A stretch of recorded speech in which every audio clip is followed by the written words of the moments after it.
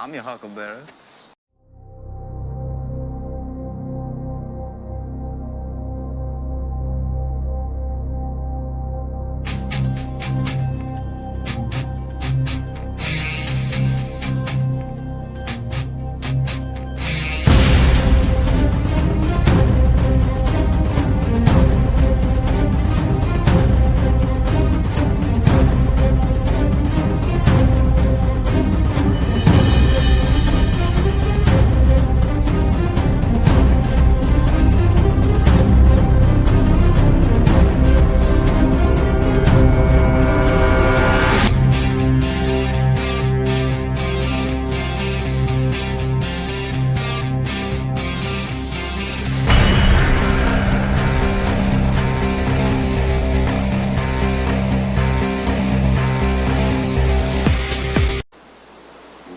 Somebody just walked over your grave.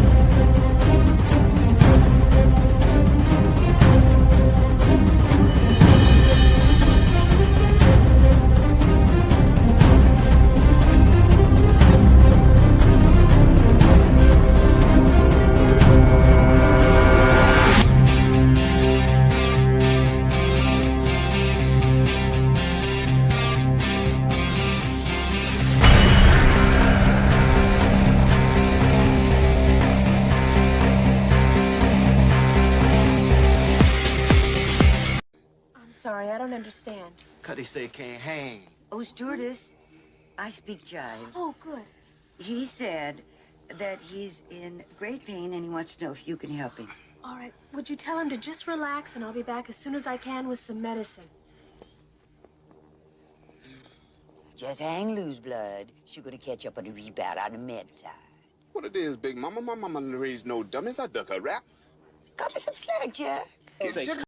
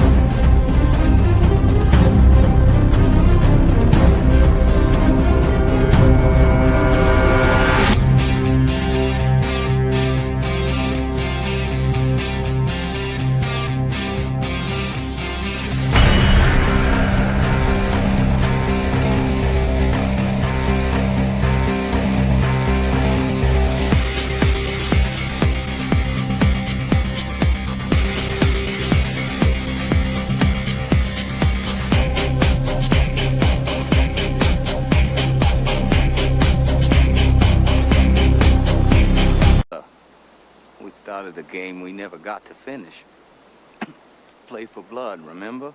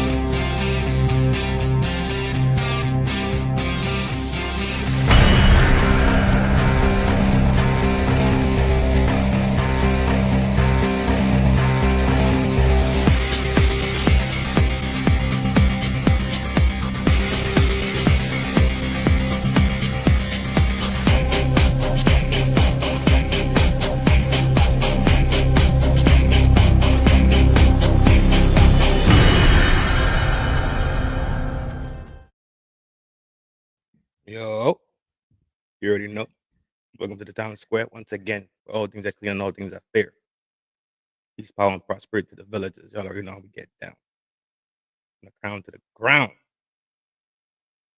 Hope all is well. Hope everybody's enjoying this beautiful Monday. Today was actually a really light Monday. For once, I had a light Monday. It was busy, but it was light. We got what we needed to get done. No complaints at the end of the day. You smell me? Hope everybody was productive, right? And peaceful and powerful, right? Did what they had to do. Y'all know it's a love thing every time you come over here to the town square. Yo, he and I is him, slim, trim, and built to win. Granny's baby, numero uno, Flaco Fuerte, and the real McCoy. Peace to all you and your folks. I want to start the day off with a quick prayer, right? So let's have a quick prayer real quick, and we're rolling. Almighty Father, I hope that you pray and God, this young lady who is doing everything that she feels is honest and true. That looks to you on a daily basis for guidance. Hope that your four angels surround and protect her, keep her safe. Along her journey, hope you keep her family safe. I hope you keep them in your mercy and in your forethought. Amen, amen. You can't guess what that prayer was for? That prayer's for Candace Owens. God know. God know she ruffled some feathers. God know that when she locked on to this bone, like the dog she is, because she's a dog. She ain't nothing to play with. She's a complete dog. And I respect her a lot. I have nothing but good things to say about her. Nothing but good things. And she riding for her friend right now in a way that I'm going to keep saying very few of us on this planet got friends that ride for us like this when we are alive. Imagine a friend that ride for you after you pass like this. Few of us that walk this plane still don't have that type of friendship. When you are sitting here, functioning, 10 toes, standing vertical, her friend is laying horizontal and she's riding like nobody else. Big salute to you, Candace. I don't care what nobody says. I don't care what anybody says. I'm jacking it. People that are walking around today don't have that type of friendship, don't have that type of love, don't have that admiration for their friends, don't have that type of dedication to ride for their partners like that. Big salute to you. But you know it's a good feeling though at the end of the day. It's a word that begins with V. Not a crazy complicated word, right? Nothing crazy. No word that you need to get a whole dictionary for, right? Because we're not dum-dums in here. But for the sake of correctness, right? I tell y'all sometimes in society, we take a social yo, shout out to the ninjas. Sometimes in society, we take the social meaning of a word, and that tends to, let's say, make corrupt or perverse the actual meaning of the word because we're using it socially in social context in quick conversation or whatever the case is. Sometimes the real exact meaning of a word could be changed, right? And it could be true, purposeful ignorance or just social ignorance. The word is called vindication. Simple word. And here's the meaning. So we don't use no social meanings. We're not using no words that just end up in the social idioms, right? No, we're not doing it. This is the definition of it. The action of clearing someone of blame or suspicion. proof that someone or something is right, reasonable, or justified. I'm echoing.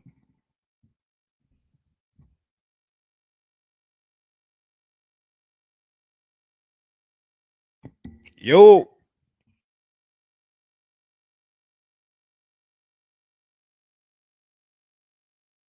Okay, cool. That right there is the hardline definition of it. So we have no more confusions, right? No more confusion.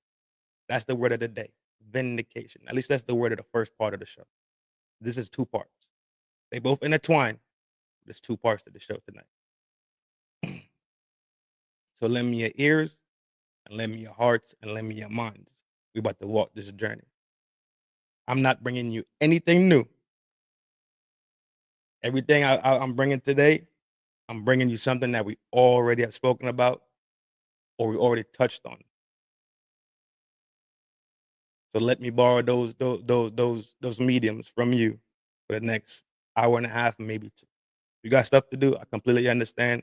Show some love, hit the buttons, right? Because making this content ain't easy. And sometimes saying the thing that's unpopular ain't easy either.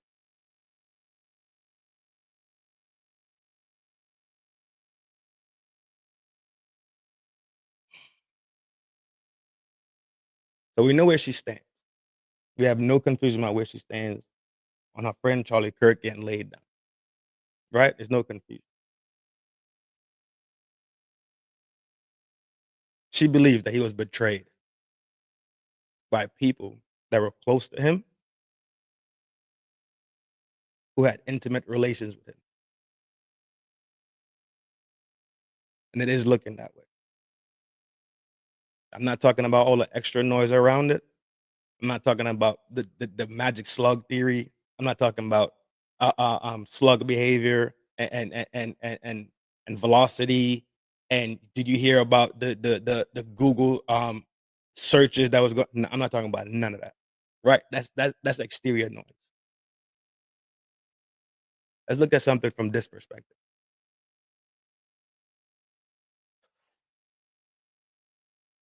After they sat there and called her names, disrespected her, threatened her, threatened her safety, so far on to the point where she had to send out these information packs to people. If anything was to happen to her, anything funky, anything that didn't look right, anything that didn't seem right was supposed to happen to her, they are told to dump this information, which tells you what? She has a lot more information that she has been putting out. That means she's so smart and so in motion and so ahead of the game itself that the people that she are going against, they are not even playing chess with her. They still playing checkers and she's playing chess for real. After they sat there and tar and feathered this lady in public on every social medium that we have available to us today, you cannot never go nowhere and hear nothing negative about this lady. But simply riding for her friend, saying that this does not make sense to me because this is my friend and I know my friend better than this. Something smells fishy. And she starts to look into it and shit starts unraveling. And while this shit is unraveling, people are constantly going at her, giving her the crazy trope. She's crazy. She's lost it. She's off the reservation.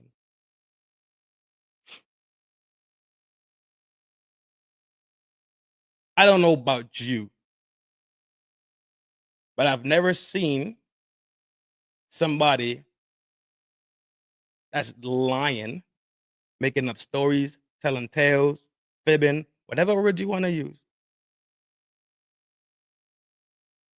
Name come up to receive a gag order. If it's not true, shouldn't it be easily and simply what's the cool word today? Debunked, right? Shouldn't it be debunked easily? The sky is red. The sky not red, dum dum. Let's walk outside. Oh look, sky is blue. I'm the dum dum.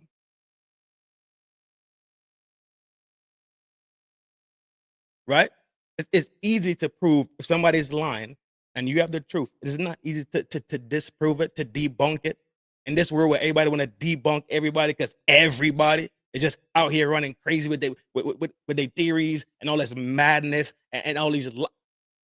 If you lying, they are going to debunk you flat out. Ain't no two ways about it. Not in this world that we live in today. Everybody wants to play that. I got you. You was wrong. I was right game. They would love to say, haha, you was wrong. I was right on the internet to make you look like an asshole and to make them look like they're fucking smart. Why would a gag order be needed if it's a lie? Just take your little 2 minutes at a time, debunk it, keep on pushing. No? Right? Makes sense, right? Okay. Cool. But instead of that being the case, a gag order is something that's possibly being what's the word? Deeply thought about. Right? Candace been a ghost for about a week. About a good solid week. She's been a ghost. She's been out the way. Right?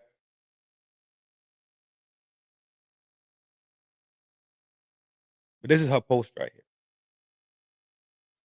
Recent post. Within the last 24 hours post. Don't worry about the gag order in the Charlie Kirk case. I plan to violate it on the world's behalf. The things I've discovered this past week are enough to burn the house down. Yes, Charlie was betrayed. By who? Not by Jim, not by John, not by Mr. Abernathy around the corner. Everyone.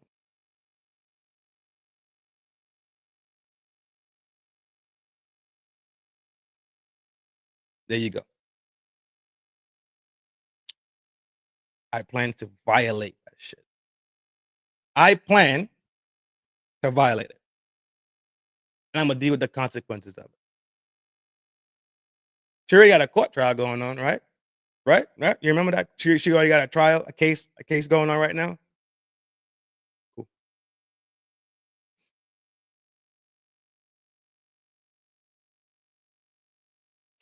So she set a trap. She put a trap out there. And this was simply to prove that these people were lying. The people that swear to God they were so close to this man, Charlie. She wouldn't do that if she was lying. Thank you, Reaper. Exactly. She set the trap up there. And this is what to prove that the people that said they were so close to Charlie and really know what Charlie was thinking, that pretty much what they're saying is incorrect. She gave them the rope, and gave them time. And guess what she did? Let them figuratively, right, hang themselves. She let them do it. We're about to take a look at the video right now. We're not about to watch the whole videos, but we're about to pull the pieces out, right? Probably like maybe 20 minutes per video, but we know we watched it on speed anyway, right? So either way, boom. First video, pulling it right now. Everybody get your little beverage, a little water. Get your little guard, get your little rollie. Whatever your vice is, right? Whatever your pleasure is. We're rolling into the first video right now. I should have good sound. Sound is messed up. Just give me a 2, right? And we'll do a quick adjustment and keep on rolling. Sound should be good though. When I did the pre-show, everything was smooth. So Ma, just keep me in the game. You heard? Thank you. But you know what? Over the weekend, I realized, actually, no. Lying, full stop, is weird. It's weird after a tragedy. It is weird after someone that you purport to be your best friend. You're so close. Why are you telling micro lies about that person? And actually, by exposing those lies, perhaps it will reveal a bigger picture. Because what would motivate it? What would actually motivate it? Now, I'll give you just one example here, and we're going to get into some stuff that's rather bombastic, if I'm being frank. But one example that I bit my tongue on a couple weeks ago was when influencers randomly went on a full attack mode against me when I very casually, you guys watching the series, very casually mentioned that Catholics were hoping that Charlie's gonna take the next step and convert. Like, of course, I'm Catholic. Of course, what would be wrong with me sharing that? Everybody was sharing their stories about Charlie and the conversations they were having. But for some reason, Candace saying, and I'll sum it up, effectively, it was like 2 sentences. Charlie was going through some spiritual changes towards the end. Catholics were hoping that he'd take the next step because he was praying the rosary. I never said he converted because he didn't. That would have been dishonest. But people were somehow really angry. Somebody clearly hit the panic button. Suddenly a bunch of videos were being made disputing the narrative. People were going, I knew Charlie and he was truly evangelical to his core. Blah, blah, blah, blah, blah, blah. And I want to tell you this, it felt coordinated. It felt fake. It felt unnecessary. But most importantly, it was untrue. Okay, it was untrue. And I'm going to share with you some more truth so that you can contextualize it. Charlie was attending Mass weekly. He was sometimes even attending Mass daily. He was not attending Pastor Rob McCoy's church. As I mentioned before, yes, he was praying the rosary. Charlie, in fact, was wearing the St. Michael pendant when he died, okay? As has already been publicized, Erica took a Catholic bishop with her to pray over his body on the day that he died. These are all indisputable facts. And it is also a fact, which was presented by Megyn Kelly, that a few weeks before his death, Erica had a priest come over to pray over them when some witches thought it would be funny, whatever, to put a hex on him, okay? That's a lot of things that were happening behind the scenes. And the people at Turning Point USA knew those things to be true, okay? They knew everything that I just shared with you. They knew for a fact.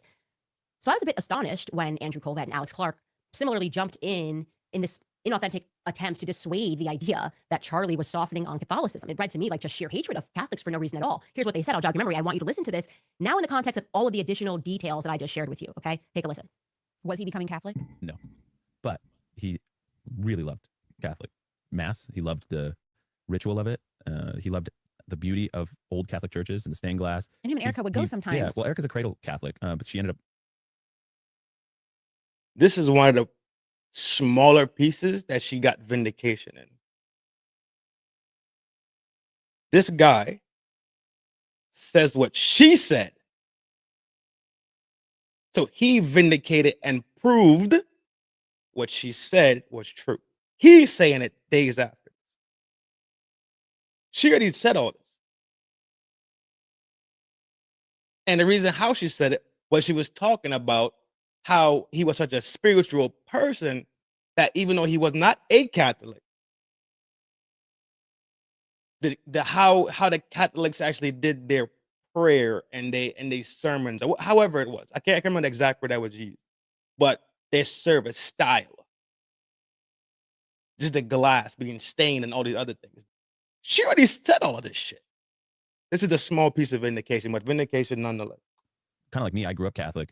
First communion and went to Catholic high school, but then I ended up becoming a Christian in college through a Protestant church, through a non-denominational kind of more experience. It's actually Presbyterian, and then it was kind of non-denominational. And I think Erica kind of follows that same path. She and I share that. Also, by the way, I just want to draw attention to, she's posted a photo of her and Charlie and the kids in Mass before, and somebody in the comment section said, oh, are you guys converting? And she said, no, we just like attending sometimes. So she herself had said no. Yeah, and I think Charlie, one of the things, Charlie really hated worshiping in like a gym, or some sort of kind of blank space that you just turn into church. There's no problem. He didn't have a problem with the act of that. He just didn't prefer it. And he loved, again, the ritual, the ancient, feel of a Catholic Mass, and the fact that the ritual, that's what it was. Everybody around the world that was worshiping as Catholic, he loved that. So he had some really big theological hangups with that. You can go check the videos out, him debating with Michael Knowles, in good fun. I mean, they were dear friends, but they loved kind of debating the whole Protestant versus Catholic thing. Now, given everything that I've shared with you, does that conversation register as like totally and completely authentic, or kind of trying to be like, yeah, no, like he loves the architecture of things, but beyond that, nothing was happening?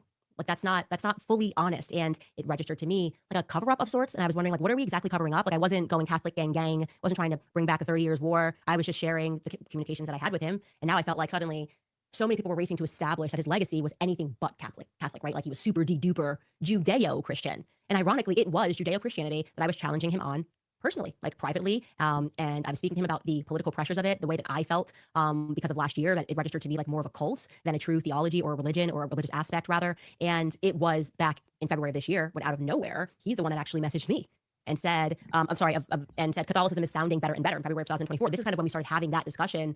We should chat soon. Catholicism is looking better and better. Okay. I then offered back to him a chart just showing how the phrase Judeo-Christianity kind of is really associated with the dawn of the nation of Israel. right? And we did chat about it. We talked about it a lot. And I was thrilled, like I said, and I was being honest that he was attending mass, okay? But I want to again state that Charlie was not attending Rob McCoy's church. He was attending mass. So it registered to me again as somewhat disingenuous when Pastor Rob McCoy came out and effectively asked me to, stop looking into all of the things that had happened in the lead up to Charlie Kirk's assassination, or at least asking me to pause it rather would be more fair of an interpretation until the memorial, right? I'm going to jog your memory here. Here's what Pastor Rob McCoy wrote on his Instagram after I exposed the now infamous Hamptons meeting, which took place. He wrote this. Charlie.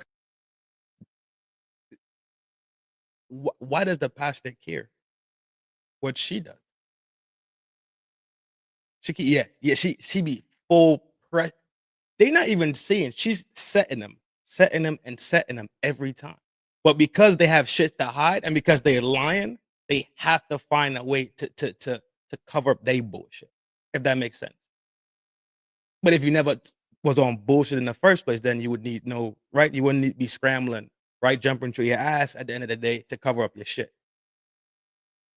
Kirk was my friend and I was his pastor. I want to simply say this regarding Candace Owens. Charlie Kirk was a friend to Candace, never publicly spoke poorly of her, although he disagreed with her. He never operated nor entertained gossip or innuendo concerning Candace. My only comment I offer regarding Candace is this: I only wish that at this tragic time of mourning, she would be the friend to Charlie that he was to her. He would never have treated Candace or her family in such a way had God forbid this tragedy been hers. All friend loves at all times. Proverbs. Now, I want to be very clear. If Charlie was a friend of mine, I sure hope if I was assassinated around the world that he would raise hell to figure out what actually took place in that day. That's not being a friend. A friend is not someone who stays silent. What she said? What did she just say?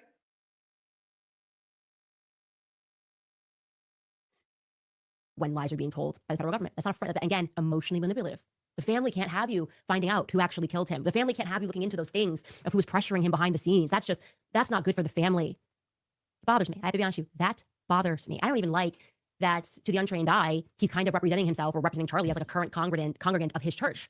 I feel like a lot this year I have been feeling as though these pastors are just not as honest as they should be, right? Is that the vibe? Like a lot of pastors are not really so concerned with the truth, is what I would say. So we should zero in here on Rob and what his motivations might be, right? Why did he decide to post this after I revealed that Hamptons meeting? Well, you should know, I think most people do, that both his son and his daughter-in-law work for Turning Point USA. So whether you want to represent that or not, they have a financial stake in the future of the company. He heads up the faith division. So Charlie's faith and what direction it was going into would actually matter, right? It would actually matter if Charlie, and I never said he was going to, decided one day to become Catholic. It would have financial implications. I want to be clear. I never had a conversation that Charlie was in the process of. Y'all that's up in the shadows. You hear me? I see y'all. You merely adopted the dark. I was born in it, molded by it. Converting, okay? But Rob in particular knew for an absolute fact that Charlie was done with Israel bullying him.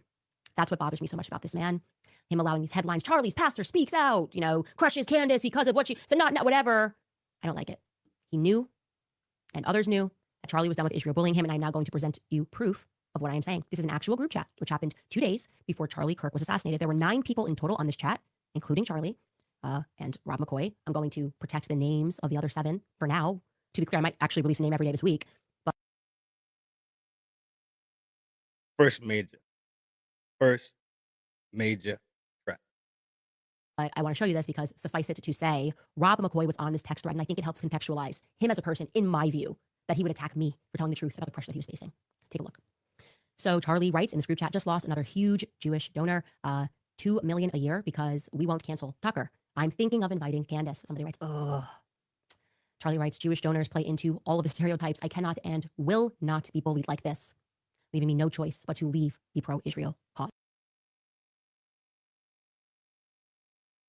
Suffice it to say, Rob McCoy was on this text thread, and I think it helps contextualize him as a person, in my view, that he would attack me for telling the truth about the pressure that he was facing. Take a look. So Charlie writes in this group chat, just lost another huge Jewish donor, $2 million a year because we won't cancel Tucker. I'm thinking of inviting Candace. Somebody writes, ugh. Charlie writes, Jewish donors play into all of the stereotypes. I cannot and will not be bullied like this, leaving me no choice but to leave the pro-Israel cause. And somebody writes, a donor writes, please do not invite Candace. That might feel good short term, but it's not good long term. In my opinion, like all groups, you're going to get a wide variety of opinions. That nasty free will thing that God bestowed on us makes life frustrating at times after the dust settles a bit, maybe. So again, this is 48 hours before Charlie was assassinated. He was very clear and he was very explicit, and he did not back down. Not in that Hamptons meeting, which they're all lying about.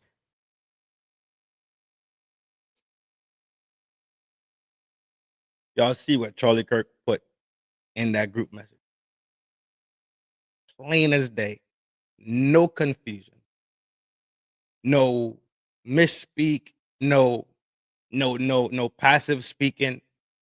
Clear, straight conversation. Just lost 2 mil from a donor. Cool. I can't fuck with them no more because they actually move like Zionists. This is my conflict. And this will be and this is gonna be a part of part 2. But let me make this clear. From everything that I know to be honest and true, there are Jewish people, right? Everyday Jewish people, you see them, right? And they just living their regular life, grocery store, going to the car mechanic when the car break down, taking their kids to school, cutting their grass on Saturday morning, going to the movie theater when a hot new flick come out, right? They live an everyday basic life, just like a Christian would, just like somebody practicing Islam would, just like somebody practicing Hinduism, Buddhists, right? Whatever it is, they live a normal, basic, average life, right? Just average people. Cussing out the government because food stamps low. Just average people. There's something called Zionist.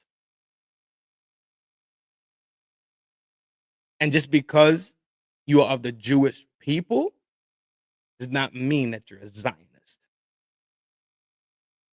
There's a difference. Right? Being a Jewish person is more so, let's base it on the culture, nationality, ethnicity, religion, right? That's what being a Jewish person is. That's where they live at.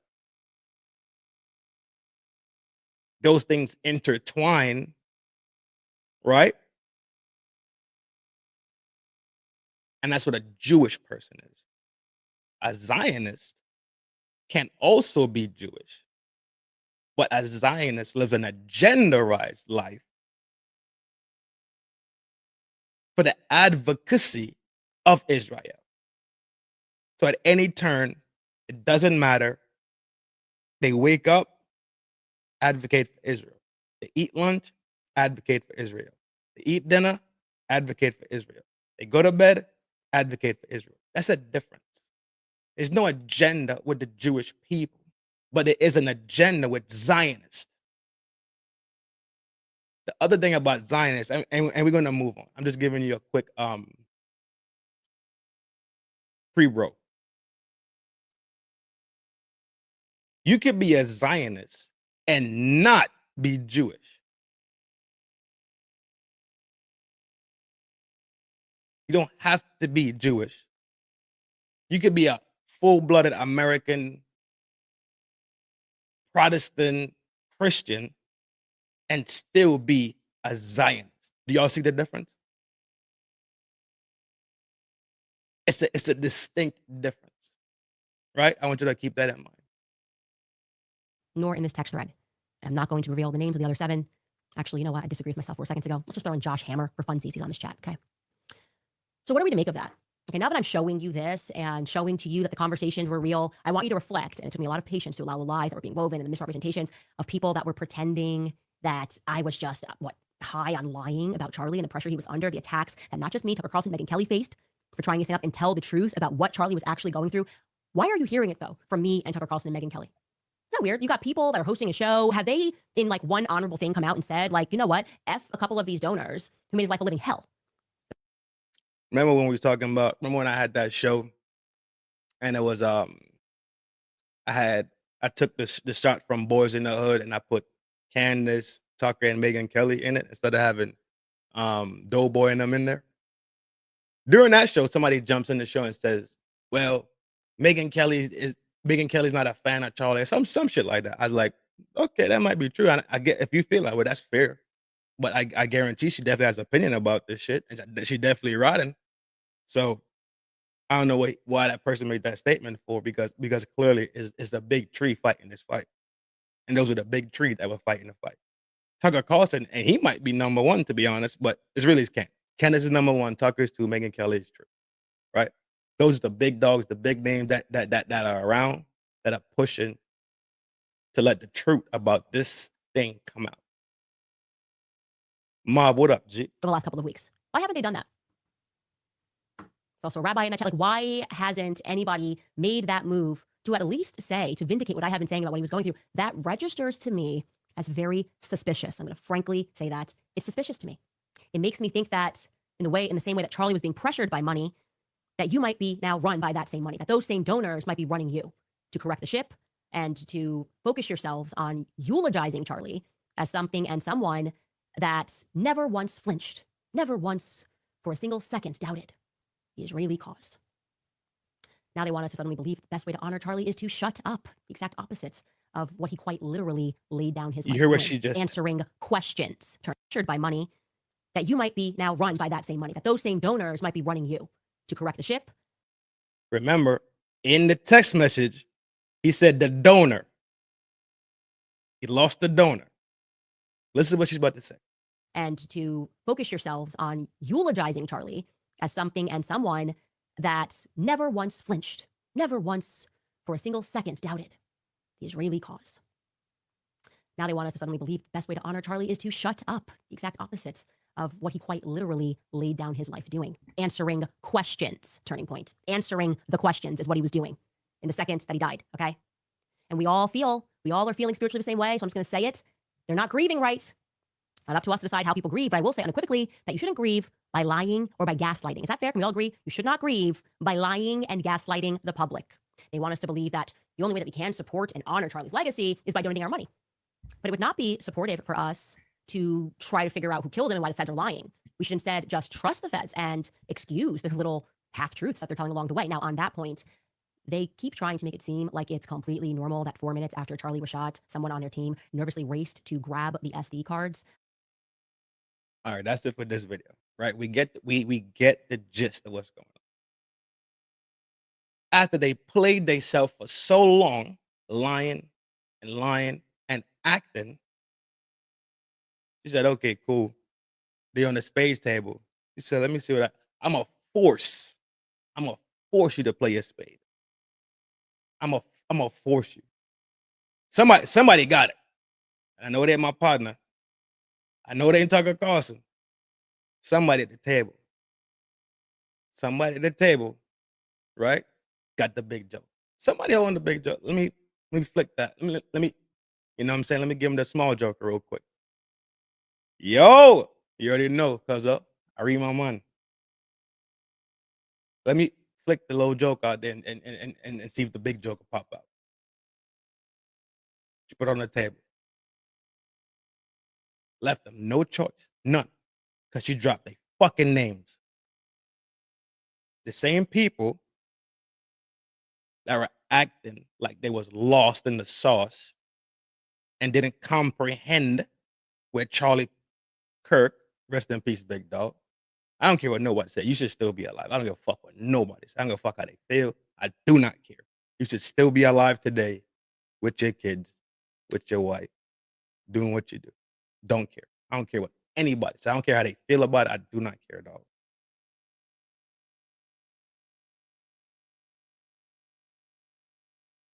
After they sat there and pretended and lied and created these narratives, right? About Charlie Kirk not having a change of heart and changing his position so much that he lost donors, lost people that were funding TPUSA. They were funding his company, right? His LLC, whatever it is, whatever name they want to use for it, his movement, whatever it is. He lost $2 million fucking dollars from one donor. How much bread somebody got to really have in their hand to just say, you know what? Hold that 2 mil, dog. Hold that 2 mil. You feel me?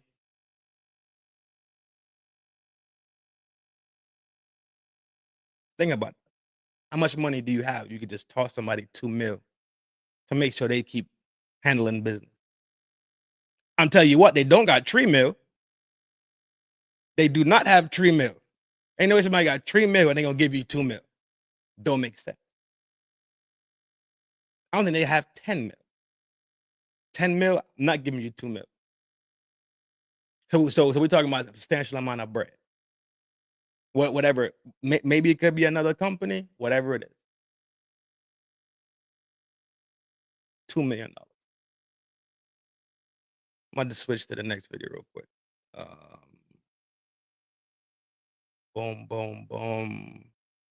I had a third one, but I do have a third one. Oh, it's still there. All right, good.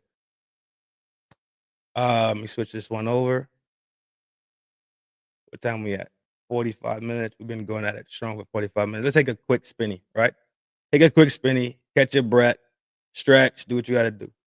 Yeah, they got to have hella, dog, Reaper. They got to have so much bread, son, to just kick 2 mil. And I'm pretty sure people just don't donate to one fucking cause, bro. I think the proper word for it is philanthropy, right? People just don't donate to one cause. People like that have many different causes and put money in many different hats. So you saying 1 bill, I'm not mad at that. I'm not mad that this is that $2 million really mean nothing to them. For real. But the agenda could still be in motion. Tax reason, yeah. Of course they wouldn't get it back on the of course. But they get some of it back for sure. I can't remember the exact percentage. Messi, money had ass, might know the percentage on what you get back from tax write-offs or whatever the case is. But this is the video. Oh, I ain't even switch it over. Boom, this is the new video about to watch. Yo, everybody stretch real quick. Stretch your legs. Get you a nice beverage. I'm gonna do the same. That's what I'm gonna do. I'm gonna do the same. I'm gonna light me another Bogue, in and out. Let's say 30 seconds, right? Take your time. Get fresh. Roll you another one. Do what you gotta do. Let's take a quick little spinny. Spin that. You heard? 30 seconds. We right back. You heard? Spin that.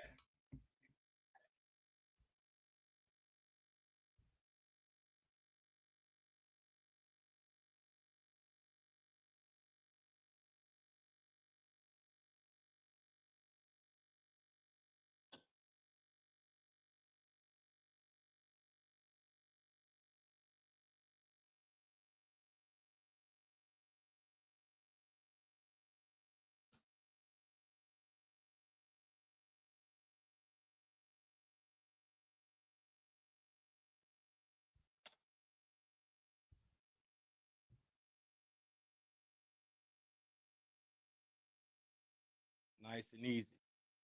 We a bike, like they say in the South. Bike.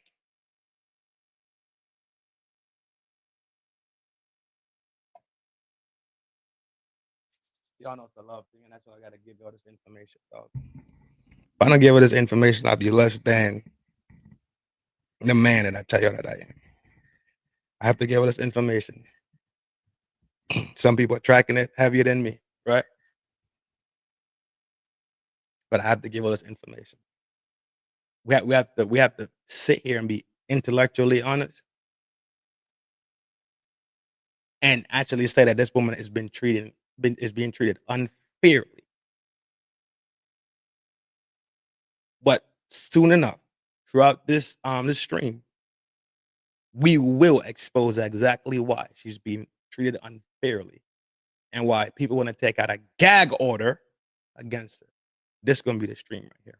Regardless of all the other noise around it, regardless of all the other distractions around it, regardless of everything else going on, all the people doing these video reviews and ballistics reviews. I get it. I love it all too. But I would be remiss and I would be a sucker. I'll be garbage if I don't shoot this stream. Sorry. Not sorry. Such is life. You smell me? Hit the buttons when y'all in the room. Shadows. Quick reminder. You merely adopted the dark. I was born in it, molded by it.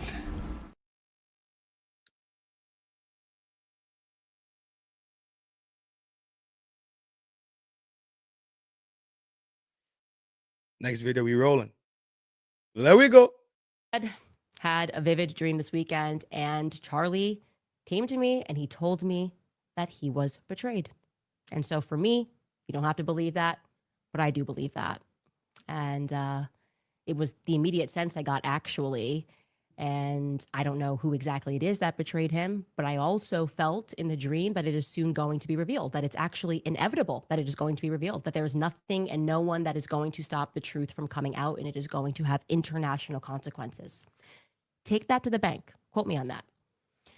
Women tend to have a stronger intuition about people, I would say. I think it was the writer, producer, Conrad Flynn, that recently went on to Tucker Carlson's show, and he discussed that phenomenon in the context of the persecution of Christ. He's talking about Pontius Pilate's wife warning him not to persecute Jesus. Take a listen to that portion of their conversation. And if you look at Pontius Pilate, you know, he wants to set, at some point he flips and he's like, you know, this guy is innocent. My wife is having dreams about this man. That's another thing that's underreported in history. Wife as. Here we talk about how nice Candace's voice is, just to listen to. How nice her voice is. She has a nice voice. She's a really, really nice voice. Nice tonality, nice pronunciation, nice enunciation. Soothsayer / dreamer. Yeah. I mean, if your wife has many times been like, I have a bad feeling about this guy, Tucker. Don't have him on your show. And her intuition is such that even though there's no necessarily hard evidence, you know, it's your wife's take on stuff. You don't ignore it. But that's... Yes, I did watch a whole video. I did watch a bunch of videos, but I never really heard it until this dude started talking right after. I was like, oh, shit. Like, oh, damn, Candace does have a nice voice. So yes, I had a direct comparison. That's why I said it. I have ignored it. I'm not weird. And you're like, I've actually never listened to that. No, I mean, I've been married 34 years as of Saturday, and it's like a joke in my house. You know, I told you he was bad. I don't know. He's hilarious. He's like a good guy to me. You know? That's hilarious. Yeah. So even the Pontius Pilate, where she's like, don't arrest this man. I had a dream. 100%. You're like, whatever. I'm doing my work right now. I'm very shallow. So someone's amusing or fun to have dinner with, you know, I just get swept. I like that guy. You know what I mean? You're like, Barabbas was amazing on that podcast. I gotta have him on these. He's fantastic. It's actually really funny because I'm recapping conversations that I've had with Tucker where I'm like, I don't know why you trust that person at all. It's obviously a bad guy. And he's like, no, I like him, but I had really nice dinner with him. Anyways, obviously what they're accurately describing, I should say, especially between a husband and a wife, definitely my relationship with my husband, I can say that from almost the very moment that I learned that Charlie was not going to make it, I said to George through tears that he was betrayed. And now we're all just sort of on this journey to find out by who. So I released a text message yesterday, I dropped it on the world, and it caused, and this is putting it mildly, a lot of panic. As I said, the chatter on X was top tier. Emphasis on the tier, because there were a lot of them being shed by everyone who was discounting me. She's this, she's that, she's lying. Charlie never changed his mind. He was committed to Israel to the day he died. In fact, he almost died for Israel. That was the vibe they were putting down, and I was getting angrier and angrier and angrier. But self-control always pays off. There were moments on X where people were, after this text message was revealed, almost like bargaining. Like, please, this can't be real. Let me show you. They're making fake messages themselves. This is how easy it is to make a fake message. This cannot be real. They were accusing, deluding themselves into believing whatever was necessary for them not to accept the reality that I was telling the truth. Of course, I was telling the truth. Here's just a few of my favorites. This is Village Crazy Lady, who I love, Mel, who was responding to an absurdity that was being presented by Ashton Forbes. Mel said, these losers are down so bad right now that they are literally using their own attack lines for defense. Ashton Forbes wrote, he's been absolutely maniacal. First off, Candace has no credibility. Second, there's a bunch of Telegram group chat scams that claim to be real people. I was briefly in touch with one, Elon Musk. Oh, really? You were in touch with Elon Musk on Telegram? Third, if you discount the text messages between Tyler Robinson and his trans furry lover, you cannot take these at face value. Lastly, even if the text messages were real, they mean literally nothing related to Charlie's death. I find it scary how Candace is building a literal cult. Soon, they'll be drinking the Kool-Aid in sync with, I don't even know what that says, 31 Atlas to be sent to heaven. I think that might be a cult, actually. That's how I'm not a cult at all. So much I don't even recognize. It was probably a very big cult's name. And I love that Mel replies and says, bro, if I got scammed in a Telegram group chat by Elon Musk, quote unquote, I'd take that ish to my grave. Britta, you can see she's also replying. He was replying to Britta, no soup for Knowles. If you want to bring that right back up. She wrote, and by the way, she used to work for Seth Dillon. So this is the usual chatter, a group of people. She wrote, is Candace posting fake group chat screenshots to conveniently back up her narrative that Charlie was dropping the pro-Israel cause and inviting Candace to the TPUS stage? I'm just asking questions. All fair. We allow questions. We even allow diagnoses. We're chill. We're on the side of truth. We are so chill. Laura Lumar, who is legally just, not allowed to own a gun because she's a literal lunatic, had the nerve to post this about me. When somebody called her out, Morgan Ariel said, Laura Loomer hasn't made a single post about Candace Owens reporting on Charlie Kirk's group messages. Y'all know who Laura Loomer is, right? She was the one who called Jasmine Crockett the ratchet black bitch. That was her.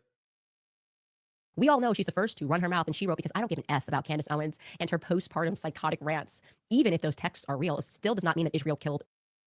Psychotic. I tell you, this lady been getting disrespected, dog. Y'all think it's a game. This is not a game thing we're talking about. This is real reality. I hope y'all putting the pieces together piece by piece as it's moving through. Question. Well, Trin, if they were so distinctive, if there's such a great distinction between Zionists and Jewish people, why not in the text messages? Why Charlie didn't say Zionist, right? Why was there no clear distinction in there? Because everybody in the group knows who they're talking about. He doesn't have to say Zionist Jews. He could just say Jewish. That's all he has to do in there is say Jewish. And everybody in the group, you know why? Because they're familiar with each other. They know what he means by what he's saying. Example is me, Reaper, Blade, CIP, Kofa, H-Mob, Nicole, Thighs.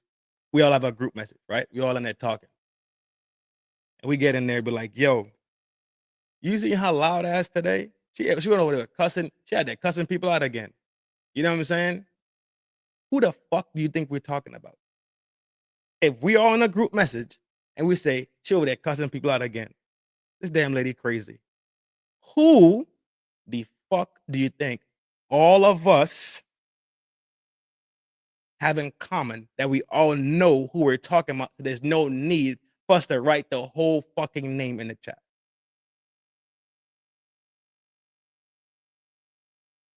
We know who we're talking about because there's only one person that makes us all come together. The one person that put us together is the glue. So clearly we're talking about the glue, right?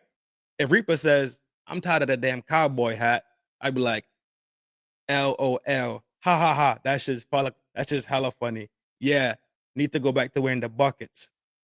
Who the fuck are we talking about? Let's be real. Because we all know what we're talking about. We know. Oh, fuck. Here we go. You didn't miss nothing. Ain't nothing going on. You good?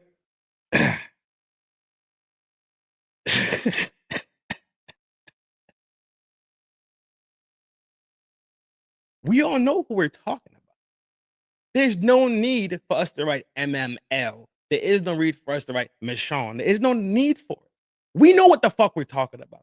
That's the exact reason why Charlie Kirk does not have to write the word Zionist Jewish people inside the fucking text message. Remind you, that's a snippet of a text thread. God know what's said before. God know what is said after. That one snippet, though, so important and so potent that it had the Zionists in there and also had Candace in there. In that one snippet that she caught. Look how crazy that is. But y'all out here and y'all don't believe in God. Y'all out here tripping. Back to Laura Loomer, crazy. Laura Loomer, a real nutcase. Charlie Kirk, I never said that. Candace Owens makes content for low IQ people who don't understand how criminal investigations work. It's going to be hilarious when she is sued by TPUSA in addition to Macron's wife. Yes, bankrupt her for telling the truth. Do it, bankrupt her. Yeah. when you are down bad, just like Mel says, when they're really down bad, nothing is left, you just sue. Anyways, back to how unhinged just chatter was on X, generally speaking. I laughed out loud. Everybody uses the term blitzkrieg. Even and the NFL football team say blitzkrieg. Yes, it relates back to Germany. It's a bombardment strategy, so that's why we use it when you're going to bombard. And so I called it blitzkrieg week because we're just dropping a bunch of bombs, and we're gonna decide to take that literally. She said, Candace thinks it's cute to use Nazi terminology and make a turning point pun while she incites further harassment of TPUSA employees by implicating them in Charlie's death. It's a sick game for her. And out of nowhere, Megyn Kelly needs to stop making excuses for this vile behavior. I have no idea why Megyn Kelly is being just abused. Like, people just get drunk and beat Megyn Kelly when they get home. I don't know what is happening and why she's being dragged into anything that I say, but it's exceptional that they're now looking, they're so desperate that German words, you can't even say blitz means lightning, Krieg means war. Last I checked, people are still allowed to speak German. And last I checked, everybody uses the terminology blitz, blitzkrieg. Washington Post certainly does when they're describing things that's happening at the White House. But now this is how desperate they are for anything, grasping at straws. Nick Fuentes, our routine federal informant, writes this. Why did she sit on this for 4 weeks and then censor the other names? Just grasping at straws. Just grasping at straws here. And he followed it up by taking a stab at Charlie Kirk, who's dead. Charlie Kirk said he had no choice to leave the pro-Israel cause because a Jewish donor stopped giving him millions of dollars. What a coincidence. If y'all know anything, y'all know who this fool is.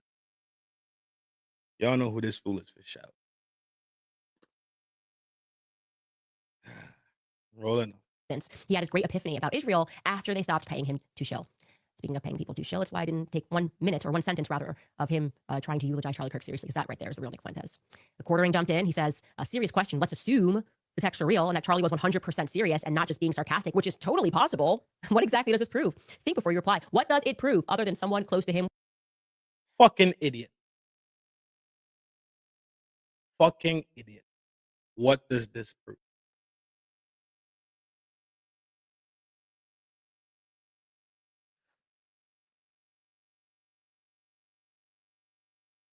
Do you know what perverse hypocrisy is?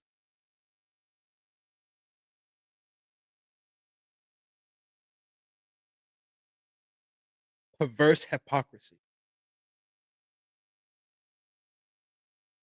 It's pretty much the pot calling the kettle black. I brought this up a couple of weeks ago. In a nutshell, real quick snapshot of it is the pot calling the kettle black. Right? I'm a hypocrite. I'm pointing at you, calling you a racist. Right? I'm saying you're a racist. You're a bigot.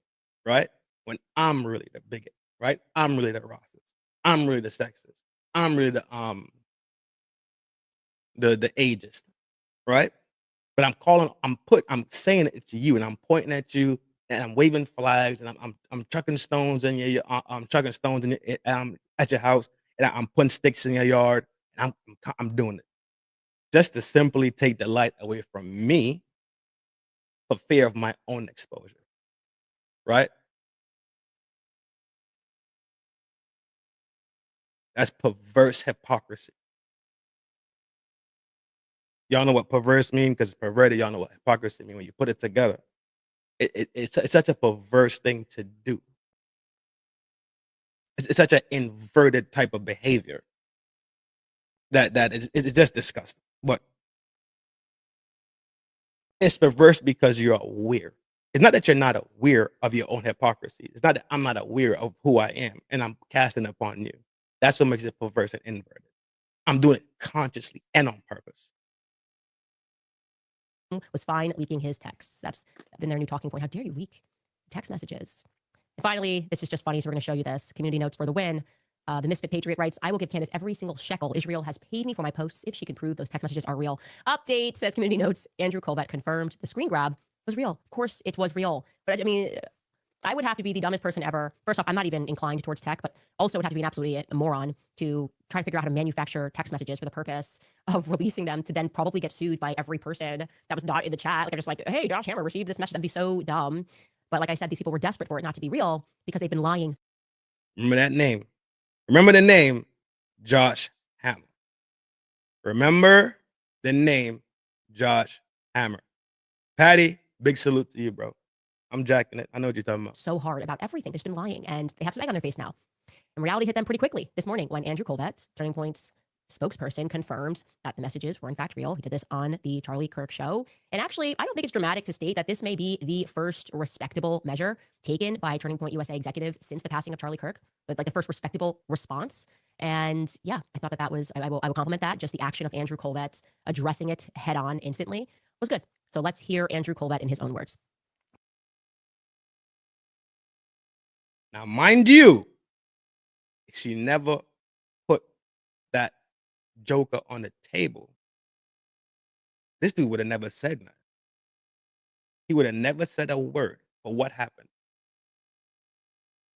She put up against the wall and said names and said, I will drop all of y'all names during this week if I feel like it. So what does that do? One, here goes the evidence. I know for a fact in this text thread, this person is there, this person is there. And a matter of fact, I know everybody who was in this text thread, to be honest with you. I know everybody who was in it. And you know what? I might just go extra brazy. I might just go extra ham. And just start dropping the name every day this week. Put them against the wall. Because now they thinking, what the fuck else does she really have? If she knows that I was in the fucking text, think. If my name is in the text messages and she knows my name was in there, what else is she really holding on to?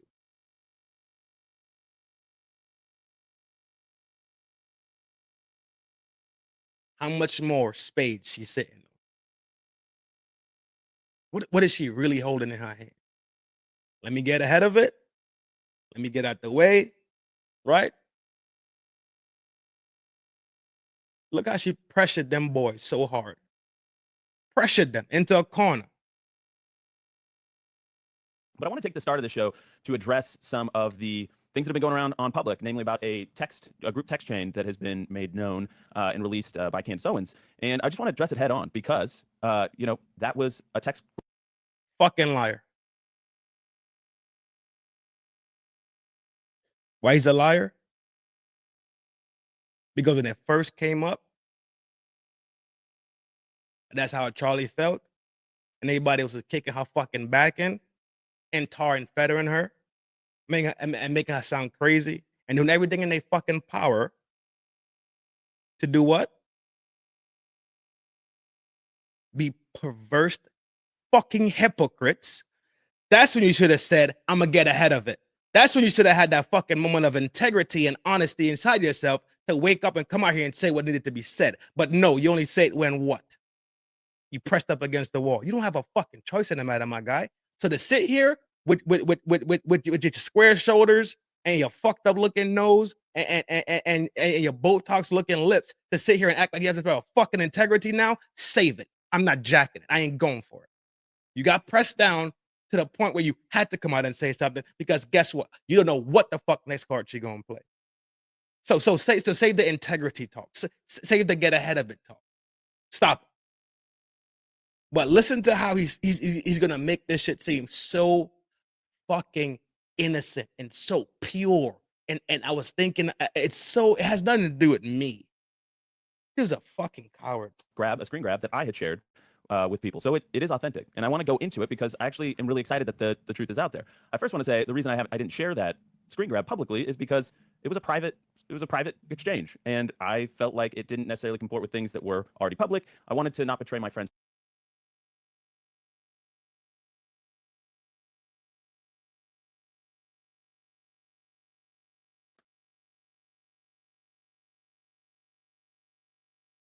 Give me 1 second.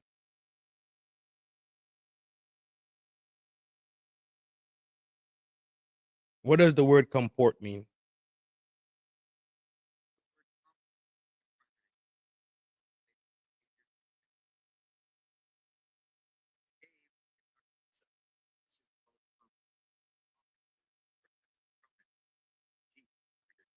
Definition: to behave in a particular manner. The students were asked to comport themselves with dignity during the Move on to the next one.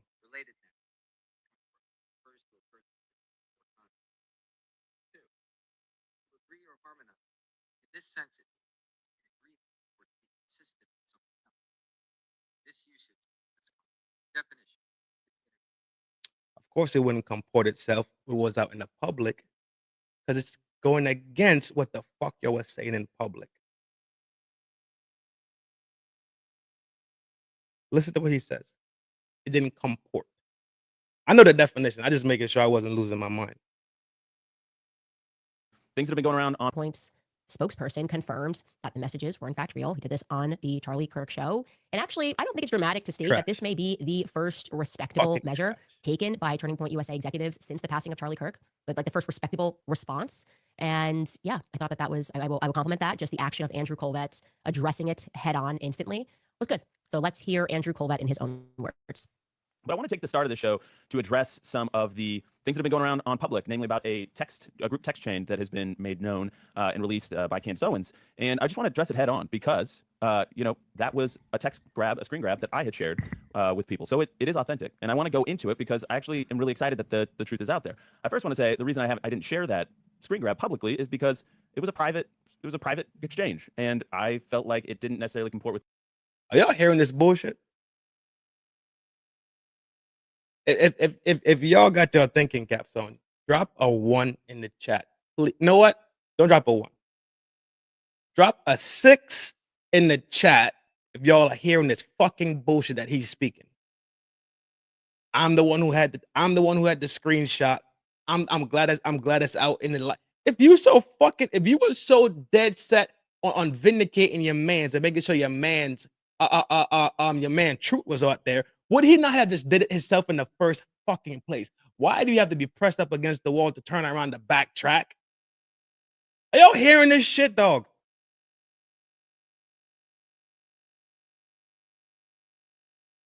Are y'all fucking hearing this shit?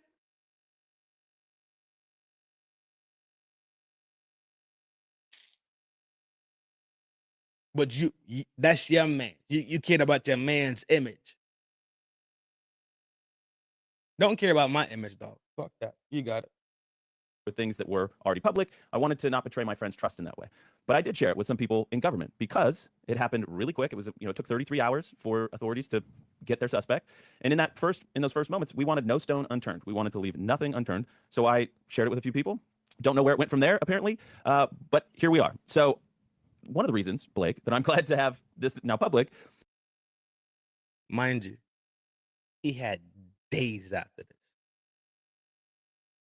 Today is the 20th.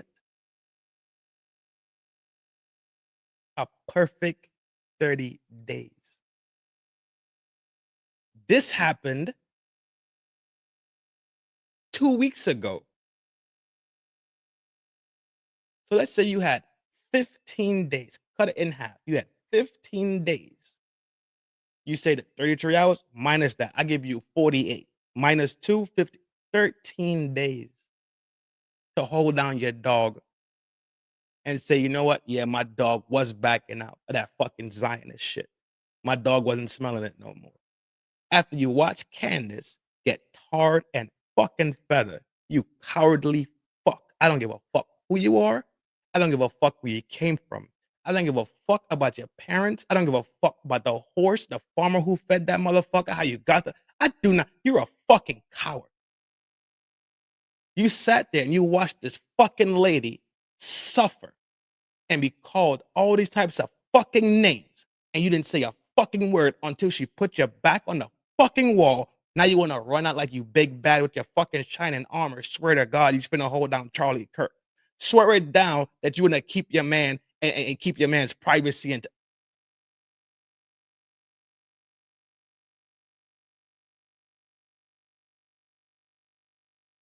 are we fucking serious?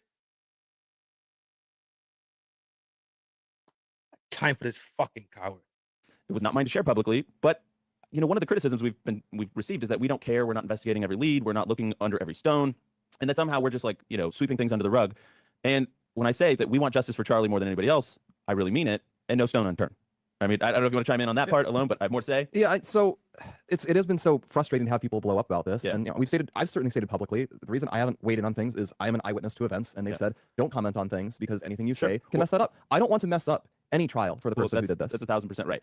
And I will say I wasn't an eyewitness. I was not there. I flew to Utah immediately to be with the family and the team, but I was not an eyewitness. So there's that. But I am aware that in my role as spokesman for Turning Point USA, which is another hat I wear, the things I say, I'm cognizant of the fact that things I say could negatively impact an ongoing investigation. All right. But I will weigh in specifically on this issue of Israel because I know there's a lot of fascination.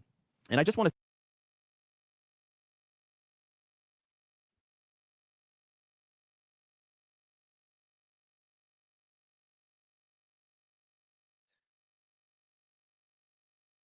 the spokesperson. The spokesperson.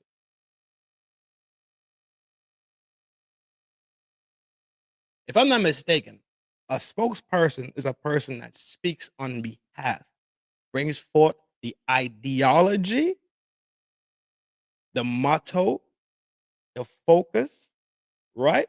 The plan, right? They're trained in dealing with media. They're trained with a little bit of journalism too, I also believe. They're trained with PR, right?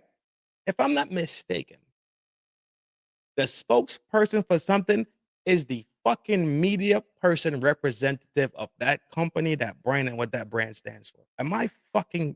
Tell me I'm fucked off in the brain. I'll shut this shit the fuck down right now. I'll go to fucking sleep and pray that I'm waking up in a new different dimension. I'm telling you. It's just like what the fuck we say when we watch these fucking raggedy hoes constantly on fucking internet, on national, international TV every single day. You let them talk long enough, they gonna tell on their motherfucking self.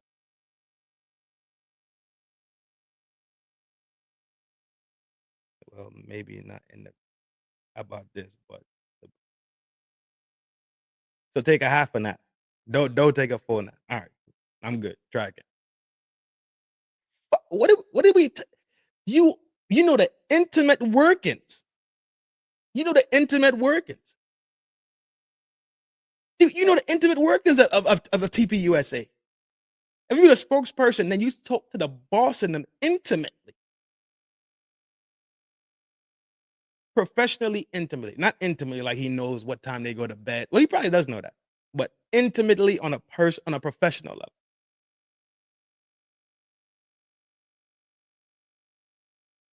to say that, you know, we have to let free speech be our North Star here. Okay. Charlie was adamantly free speech.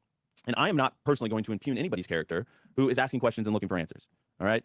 And I will say that that text chain is consistent with public frustrations that he voiced many times. And I know, Blake, you were in the trenches on a lot of this stuff because we were workshopping how we were going to do the tour and what we was, you know, he was going to get asked about Israel, what he was going to say.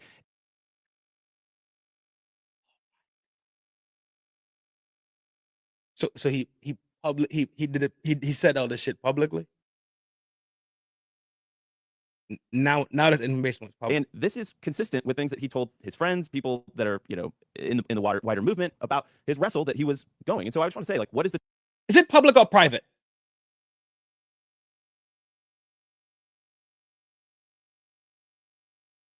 Speech be our North Star here. Okay. Charlie was adamantly free speech.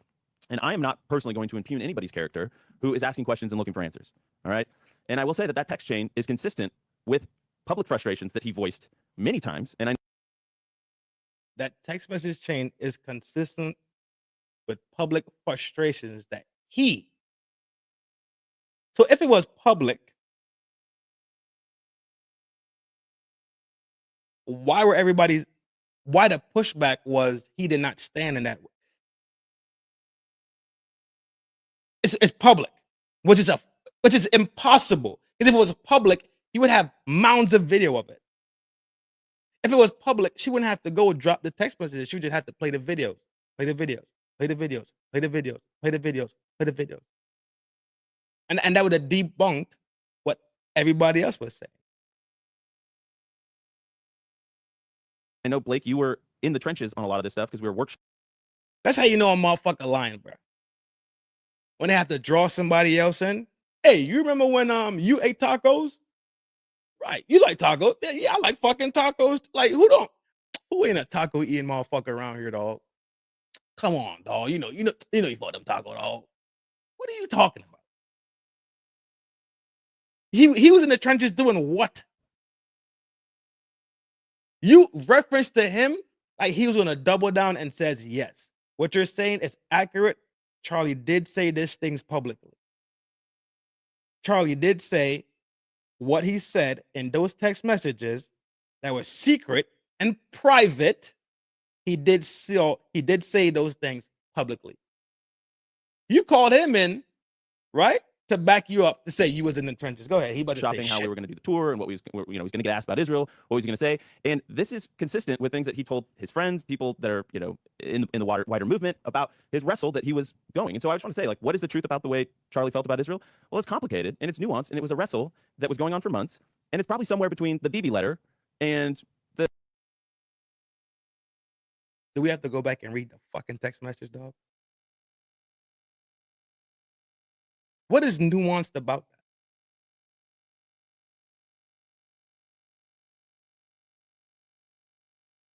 I might need to go take a picture of that text thread. There's nothing nuanced about it.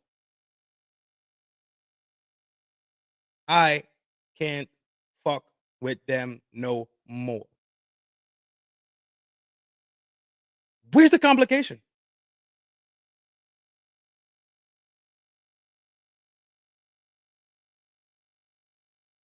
He talks to people like people ain't been in bad relationships or bad breakups ever.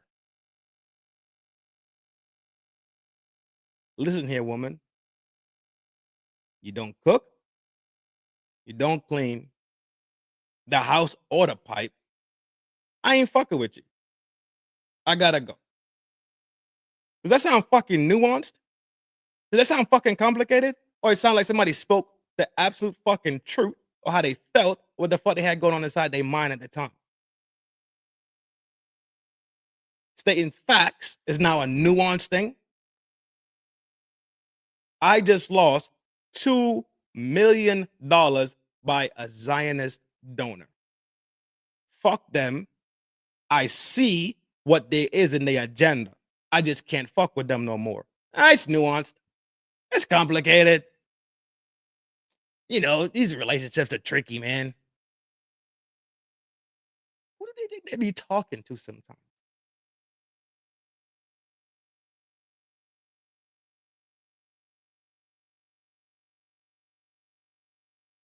This is insanity. And I will say that that text chain is consistent with public frustrations that he voiced many times. And I know, Blake, you were in the trenches on a lot of this stuff because we were workshopping how we were going to do the tour and what we was, you know, he's going to get asked about Israel, what was he going to say. And this is consistent with things that he told his friends, people that are, you know, in the wider movement about his wrestle that he was going. And so I just want to say, like, what is the truth about the way Charlie felt about Israel? Well, it's complicated and it's nuanced, and it was a wrestle that was going on for months, and it's probably somewhere between the BB letter and the text. So what do we think? Okay, obviously, you can tell he's anxious. You can tell he's nervous speaking about this. I am sure it was positively frantic at Turning Point USA yesterday. I am sure he had very little sleep. And like I say, never the fun thing to be the spokesperson and also to be involved in the story. Remember that word we visited earlier? The big V word? Vindication. After the public scrutiny, the name calling, the shaming tactics. People just slinging sticks in her yard. People lying by omission, leaving out parts of the story for the benefit of their own story.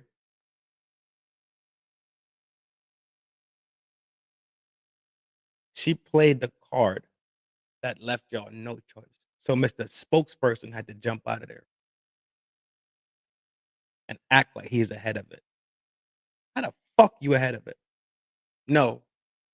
No. You jumping through your ass right now. That's what you're doing. Because she knows exactly who was in that message. She knows that. And she started firing off names. She already dropped 2.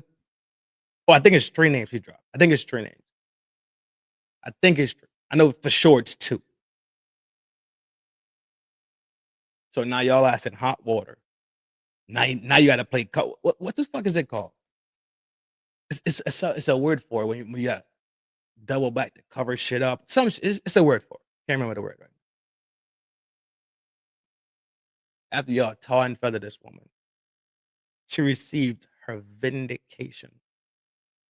Not because y'all had the integrity to stand up and do it on the front side. No. Not because y'all saw the injustice being done to her. No. Not because you realized that the truth about this matter needs to come out. No. Not because Charlie's your man's and your dog and you ready to ride for him and you're defending Candace at the same time, really preserving, really and truly preserving and honoring your friend, Charlie Kirk. That's not the reason why you did it, my mans. You did it because she put the squeeze on you, dog. She caught you by your locker at third period. Gave you a wicked wedgie. Put you in a chokehold. Give you a nuggie. When the first bell rang, damn, she don't want to be late to class because this is Candace, right? She's a scholar. She's a scholarly woman. She talks like a scholarly woman. She just stuffed you in a locker, shut that shit, and boogied on to class. You had no choice, my man.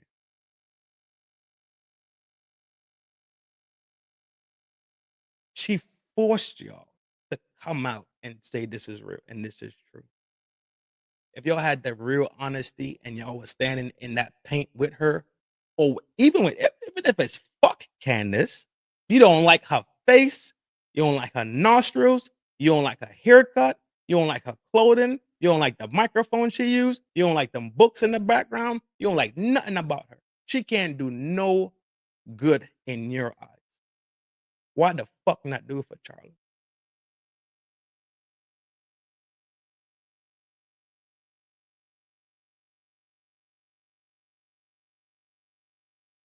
I get it. Fuck Candace. That ain't your dog. Fuck her. Right? Clearly, in the text message thread, maybe it was you, maybe it was somebody else that said, I ain't feeling Candace right now, right? She got the ick. I don't want to touch Candace right now. Remember, that's a little controversial. You know what I'm saying? You know how Candace get down. You know what I'm saying?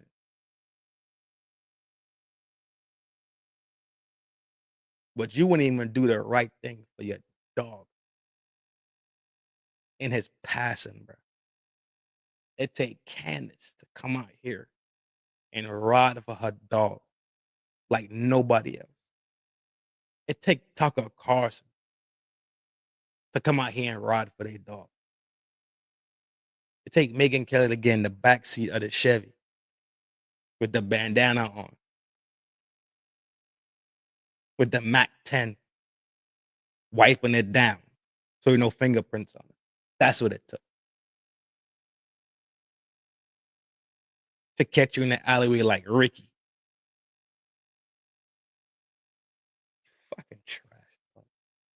Story. I can tell you right off the bat, he is telling the truth. He was not the person who shared that message with me. He also should know that he was not the only person who sent that message and sent messages around. So there are a lot circulating, some videos that are circulating, and yeah, he's being honest about that portion.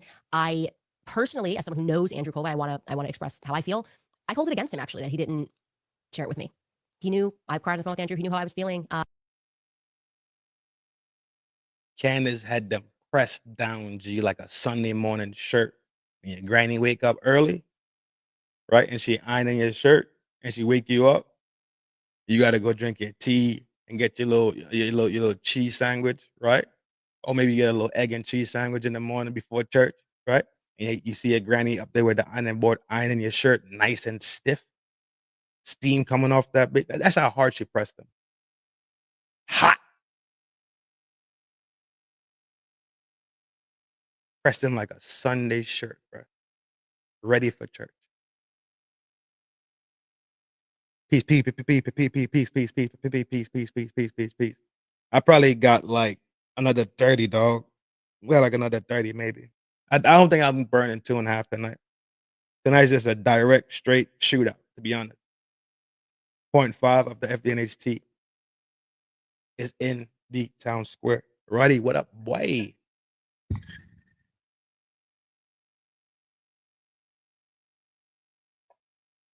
Your girl Messy in here somewhere. If she not, then you know, because she'll come back in and say what I missed. To let everybody know she wasn't here. Rude ass. Let's look at this Josh Hammer character real quick. Give me 1 second. I don't want to cough in the mic and be rude. Give me.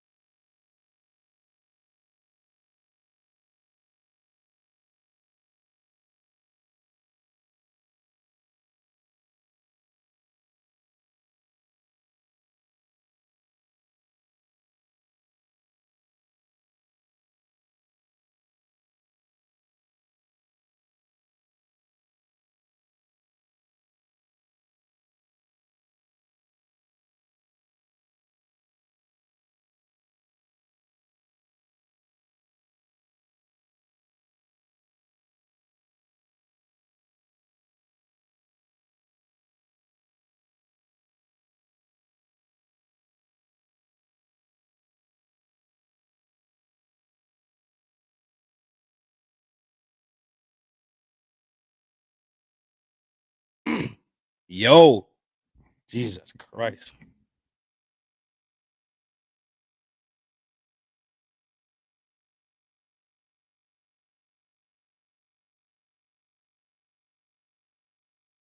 Ah.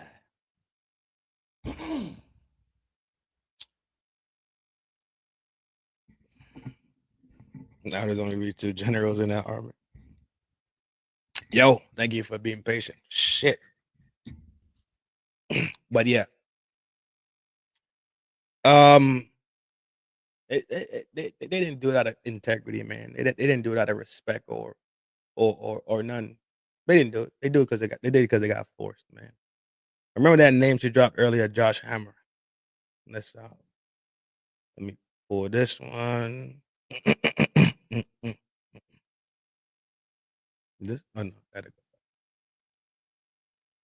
I'm trying to make sure I don't OD bomb on you or something. This is the guy she's talking about. I showed you that one, this one. All right. Switch it over real quick. This is Josh Hammer, right? This is some of his posts. Jew hatred is inherent in the European DNA. Remember, I told y'all that when you see white people, we see white people, right? We see them. They be like, oh, white. Those people are white. They're from the white, Caucasian, whatever. But internally, they see each other different. They see the Portuguese. They see the Italian. They see the Nordics. They see the Slav. They see the Britons and the Scotties. They see that amongst themselves. We don't see it. Just like amongst us, they don't see the West Indians and the Africans and the FBAs. They see it as black.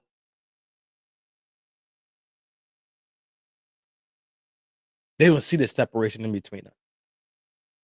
And another thing about separation is, if we had to talk about points of dissimilarity, that's the God word and the God signs that tells you that we are actually super, super similar. So you got to pay attention to these things. You got to start seeing things for what it is. If I have to talk about the dissimilarities in between us, that means we have so much similar between us that we have to go find things of dissimilarity for separation points. Moving on.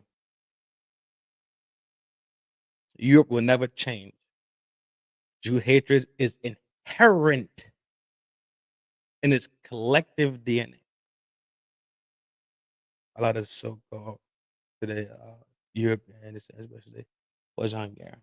True. I'm jacking it. I know what you're saying. I know exactly what you're saying. Subscribe if you're new. Absolutely appreciate you. Thank you for holding it down with them wrenches, big wrench. Swing it, swing it.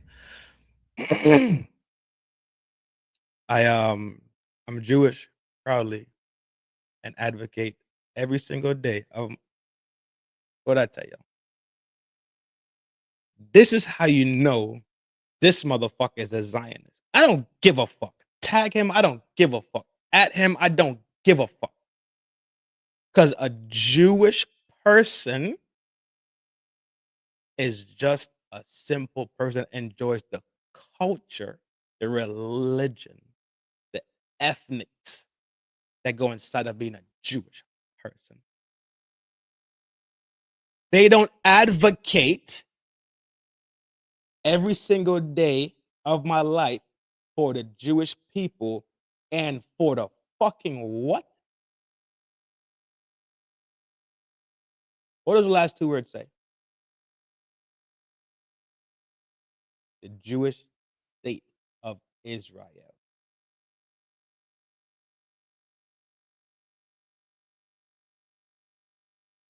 Advocate for the Jewish state of Israel.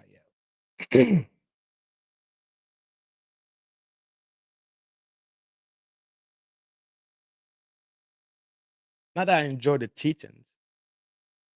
I enjoy going to the fuck is that thing called? They call it the Mars synagogue.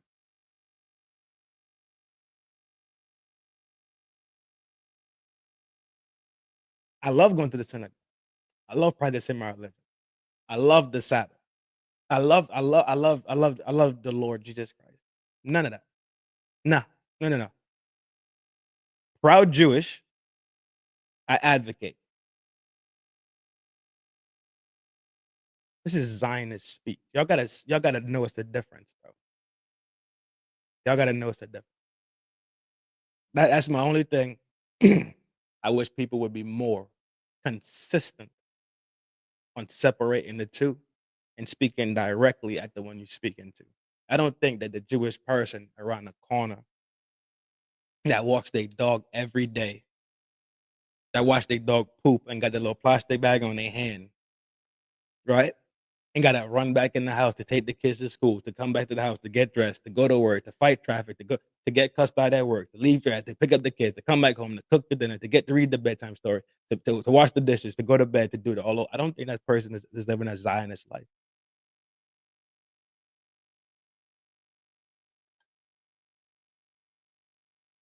Don't see it. But for some strange reason, they like to cloak themselves amongst those people. They don't say I'm a Zionist. They tell you in code and they show you with behavior that that's their number one agenda at the end of the day. For the state of Israel. That's all they care about. That's all they want to fuck with.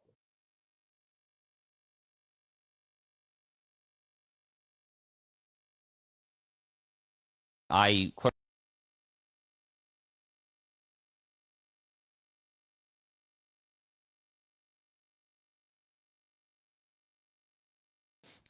talking to lawyers. I think I'm a lawyer by background. I clerked for a federal appeals judge. I know a thing or two about United States constitutional law. I think that we have a potentially serious case here for defamation, and I'm very much speaking with lawyers, and we'll see what happens. She is lying in a way that is resonating with people in a way that damages you significantly. Yeah, it's just so evil. I mean, Charlie was a good friend of mine. I mean, I've known him for 5-6 years, give or take, but we really became close over the final year and a half of his life. We were in daily communication. I don't actually know precisely the extent to which he and Candace communicated in the final year or two, but she very much was on the outs of Turning Point USA, and my understanding is that they were not in touch at all. I mean, maybe kind of a happy birthday kind of here or there, but not close touch. And You know, I mean, Aaron, when I first found out that Charlie had been shot,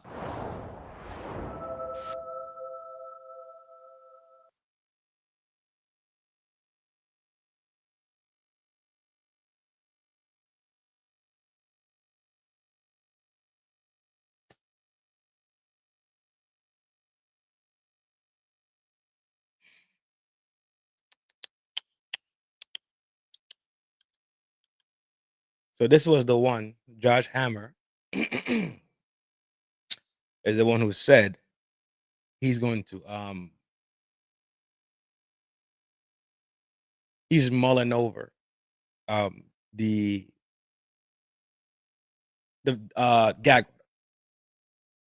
He's the one who's pushing for the gag order. He's highly contemplating a gag order against obviously it's Candace, right? Obviously it's Candace. I'm really trying to find that tweet. I cannot find it. It's from September 9th. That's the tweet that they're talking about. And they linking it to it's linked to Charlie Kirk, obviously. But that's the one that he's talking about. That's the one he's talking about. I'm about to go back to Candace real quick. And we're at the 1:30. Okay, yeah, okay. I'm tracking good. I don't know how long I want to dwell on this one, but I do have a closeout, right? I have a closeout that I want to. So I'll probably let's bang on this for maybe a good 15 at 1:40, 15. Yeah, I'm tracking. I think I'm making good time. I think I'm making.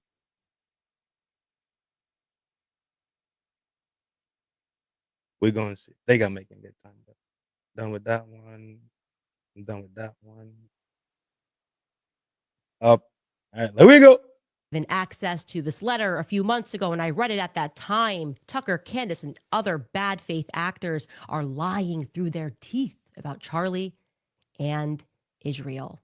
Candace. Quick hockey update. Philly just took out the Seattle Kraken 5-2.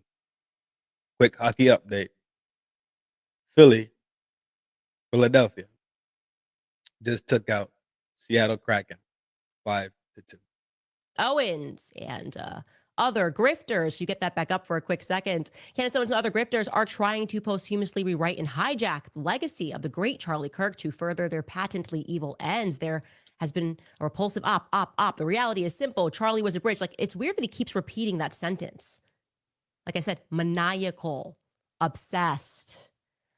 And of course, in the comfort of his own derangement and with the full support of the press and the silence of Charlie's other quote unquote friends, Josh was really acting the part of a true Pharisee.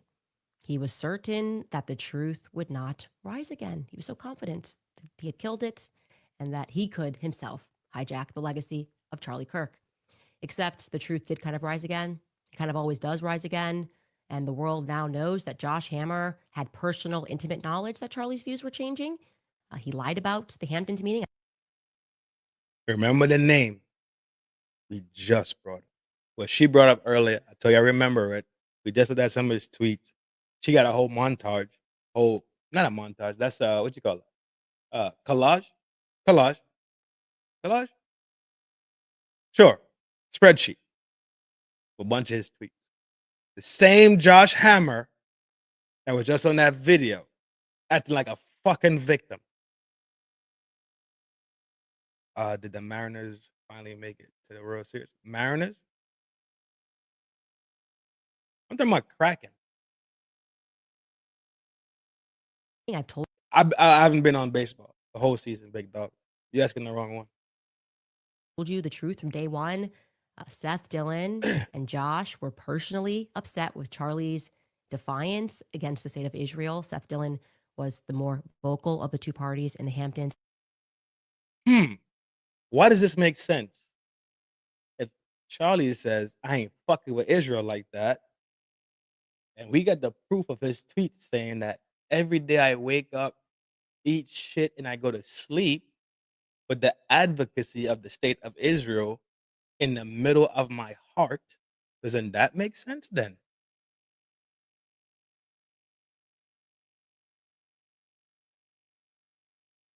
Does it do you not see how those things can make sense? Where the switch up happens and all of a sudden y'all really not that tight no more, right? So I'm taking issue with you. I got umbrage with you, right? About your new stance. Because them is still my homies, so they should still be your homies. Hello, is y'all awake? Do y'all see how it makes sense why he behaves the way he behaves, even though he still knew the truth? He still stood up there and constantly lies about it. Do you see how he looks like he's implicated in it? Do you see how he looks guilty? And as I said, in terms of actually pressing Charlie, but both of them were upset about the way that they saw his viewpoints shifting. And Tucker was therefore correct at Charlie Kirk's memorial. It was definitely the correct analogy when he spoke about these sorts of individuals who plot and lie and think that they are going to be successful in, well, murdering the truth in the story of Jesus Christ. Take a listen.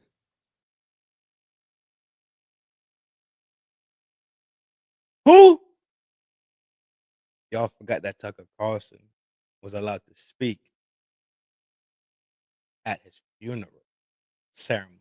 Y'all forgot. I didn't forget. Not even a little bit.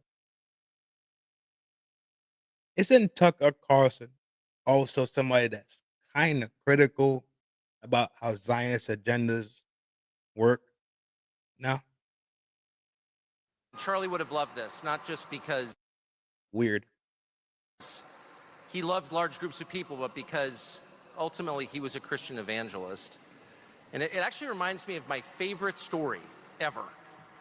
So it's about 2,000 years ago in Jerusalem, and Jesus shows up and he starts With the gang, the homie starts set tripping. talking about the people in power, and he starts doing the worst thing that you can do, which is telling the truth about. They didn't even comprehend the fucking analogy.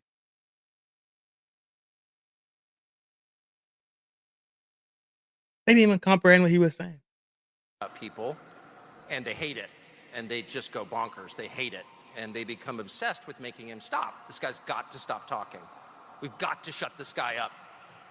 And I can just sort of picture the scene in a lamplit room with a bunch of guys sitting around eating hummus, thinking about what do we do about this guy telling the truth about us? We must make him stop talking. And there's always one guy with the bright idea, and I can just hear him say, I've got an idea, why don't we just kill him? That'll shut him up. That'll fix the problem.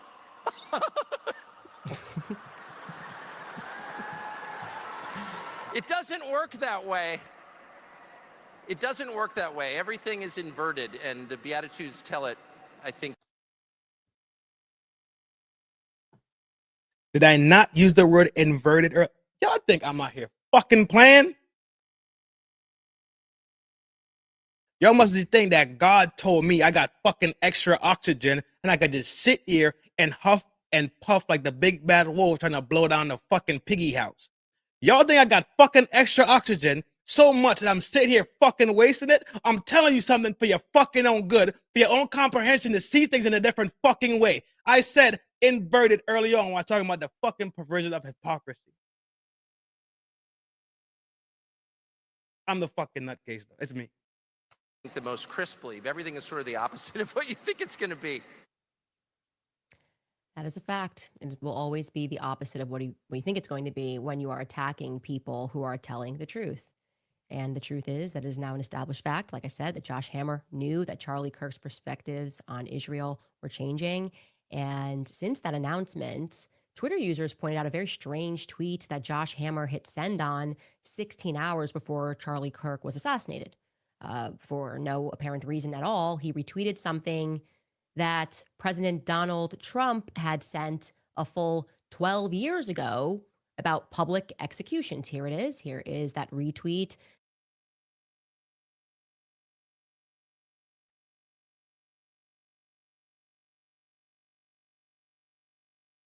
This right here, not just this, but he hates her for this. Everything else, he still hates her for. He does not like her. This right here, when she linked it directly to Charlie Kirk. Trump wrote on April 19th, 2013, should be public execution for all to see. You will end this bull fast. And Josh Hammer just replies and says, based, you can see. We are in Central Time, so that's about 9:05 p.m. Eastern Time. Now, what is the justification for this? There might be one. I tried in earnest to at first rationalize it, right? What could have been going on that Josh Hammer decided to dig through the 2013 Twitter archives and retweet someone calling for a public execution?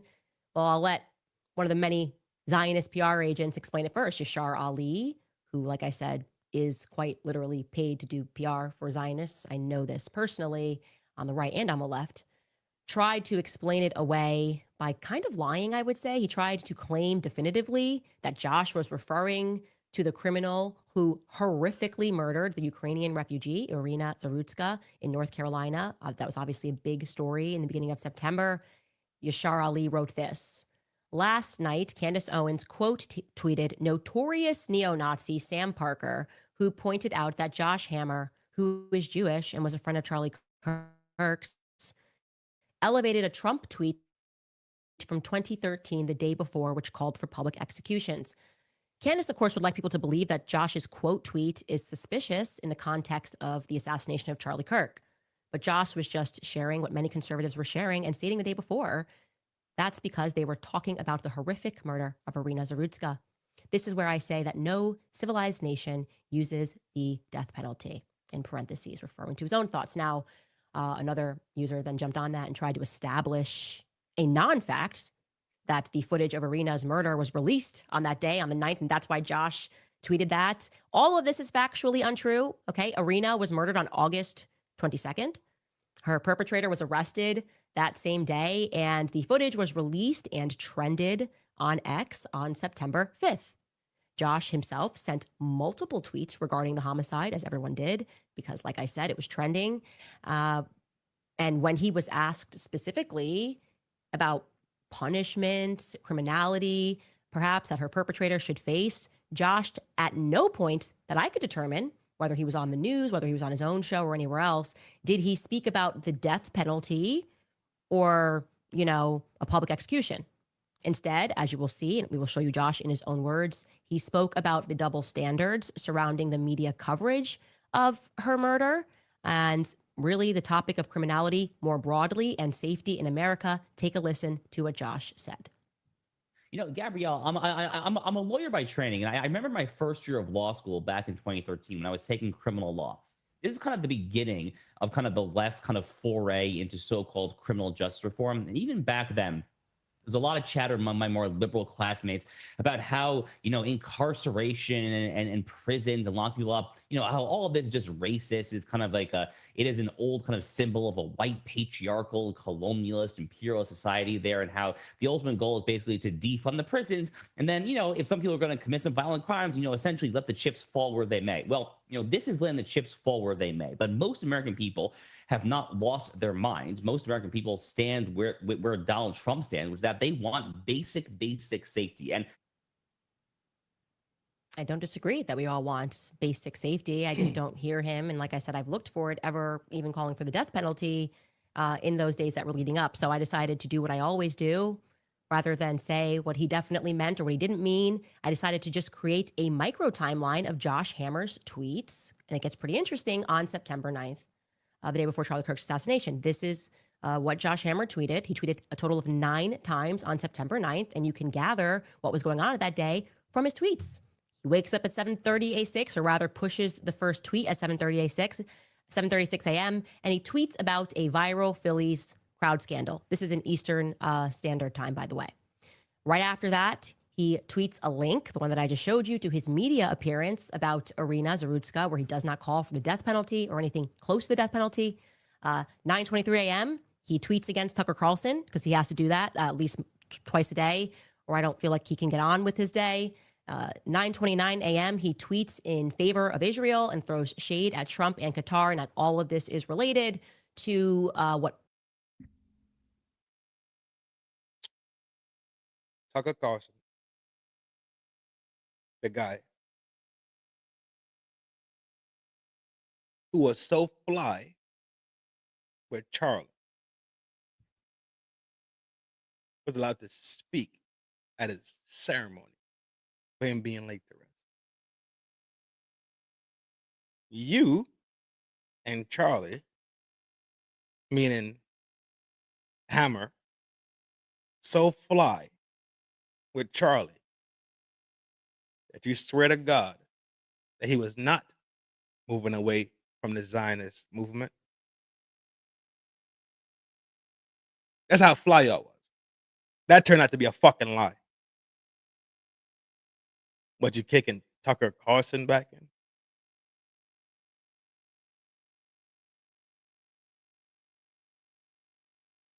went on September 9th, which is that Israel bombed Qatar for no reason, violating international law, which they tend to do a lot. But he, of course, was in favor of what they were doing.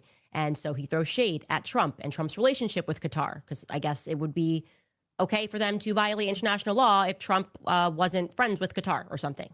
11:30. I hope y'all hearing how his tweets start to make sense. His tweets are making sense about who he is and what he stands. 3 a.m., he tweets against Saudi Arabia because they came out and made a statement against what Israel had done. So he tweets against Saudi Arabia. And then at 3 o'clock p.m., he tweets against Tucker Carlson for telling the truth about Israel and 9/11. Again, he has to do that a couple of times a day. It's part of his ritual. 5:58 p.m., he tweets about the Hebrew Bible being the basis of Western civilization alongside a speech that he had given, tweets a link out. Again, promoting himself. 5:59 p.m., he tweets a promotion of his media appearance regarding a Supreme Court decision. And then there's this 3-hour break.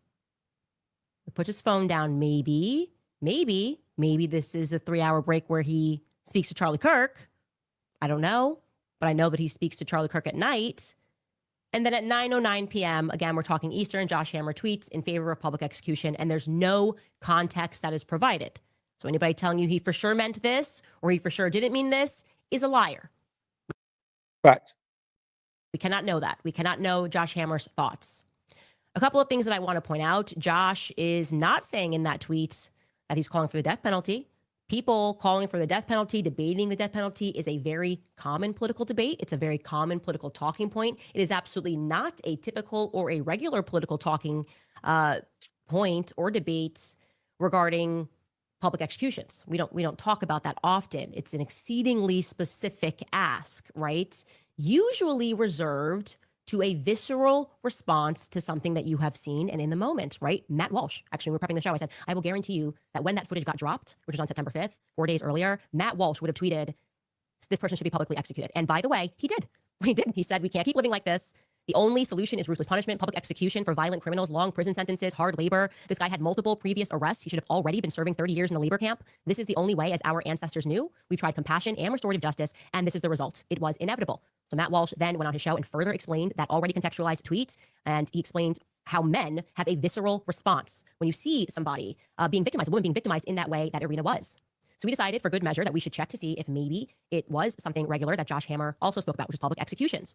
And I can tell you that it is not something that Josh Hammer regularly tweets about or discusses. The first time that he tweeted about a public execution was back in 2013. And he said it in reference, 2022. And he said it in reference to the Boston Marathon bombing terrorist account. The Uvalde shooter. The Uvalde shooter is apparently dead, but just as with the Buffalo shooter, this level of pure evil would have been another ideal time for a public execution. So to be clear, that makes sense, right? He is in the moment moment, and he is saying, You merely adopted the dark. I was born in it, molded by it.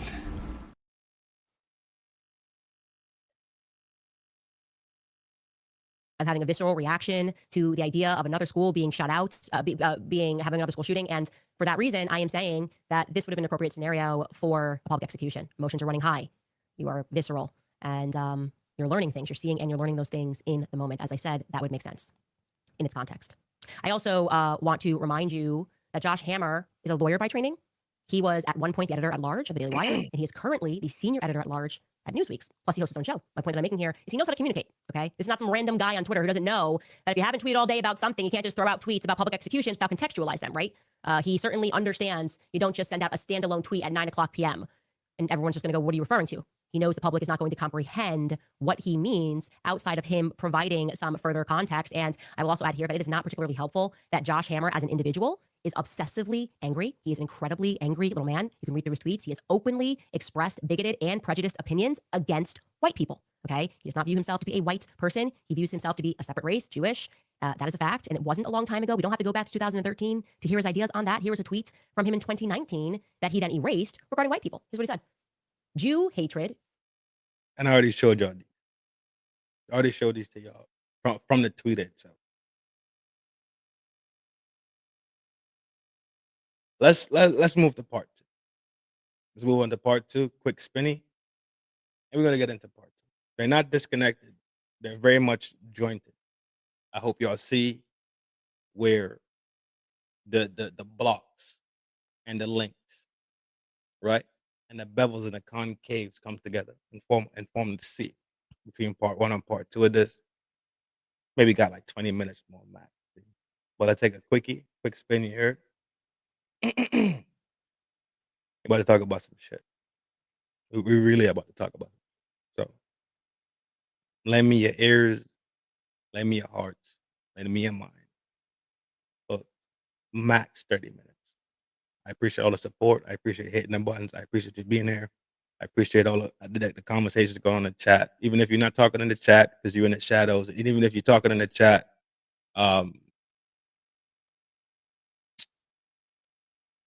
I appreciate it all. This is a very serious subject. And I appreciate the attention that you guys have given me so far. And I only desire, and I only want your attention for a little bit. All right? Quick spinny, and we back at it.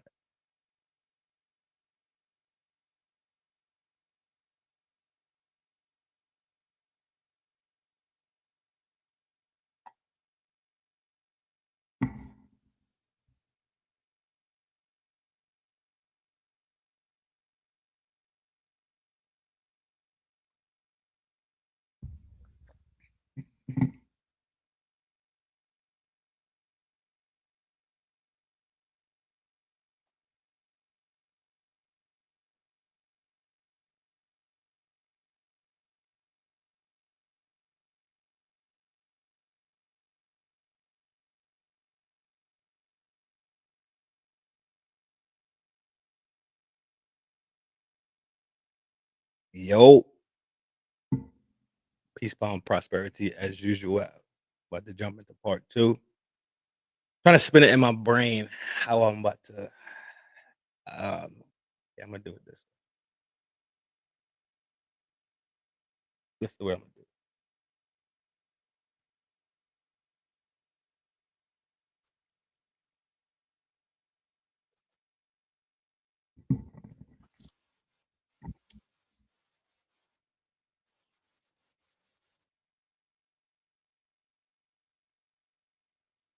Close down this. Close down this. No, what the fuck is that? Yeah, about to go into part 2. I'm about to sew this whole shit up. I'm about to sew this whole shit up right now. I know it's getting kind of late. I know dinner, kids. I know. I get it. I still gotta do 1 and 2 on my end too. I'm definitely about to just sew this shit up real quick. I think I thought it was over. Did it stop or something?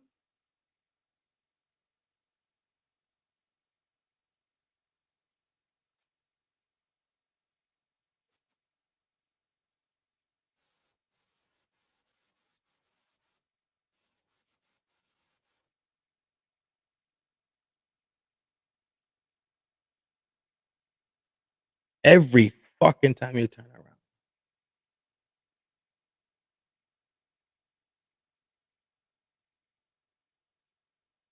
You hear about this Holocaust that happened in Europe. The Holocaust.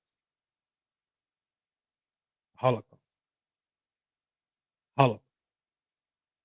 6 million. 6 million. 6 million.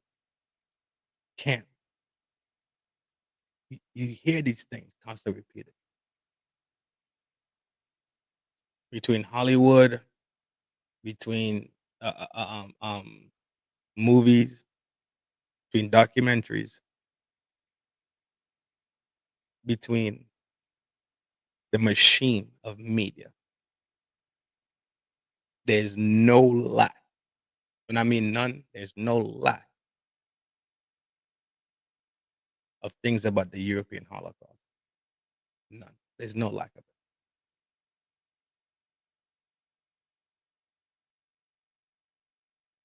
You have asked yourself the question, why is the world so hell bent on being friendly with one of the youngest nations out here? You ever ask yourself that question? It doesn't make sense, right? You would think loyalty would come from having centuries of history together, right? You could say, well, even though we fought our cousins from across the pond, right? We fought them to start our own shit over here, and we fought, and things were changed, and we started doing our own thing, right? Cool. But those are centuries of relationship. Curly, what's up, beautiful? Hope all is well. You know you're my A1 day one gangster. You could see how relationships are fostered through centuries.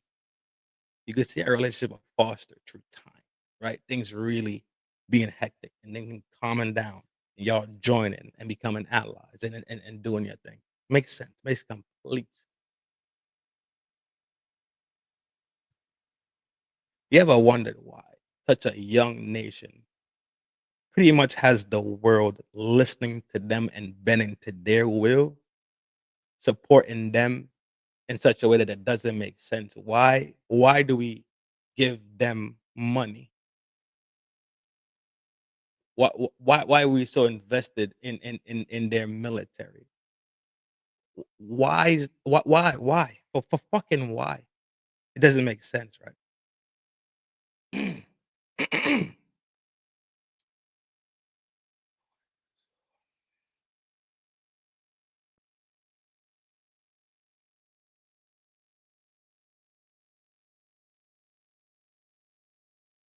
It's a good question.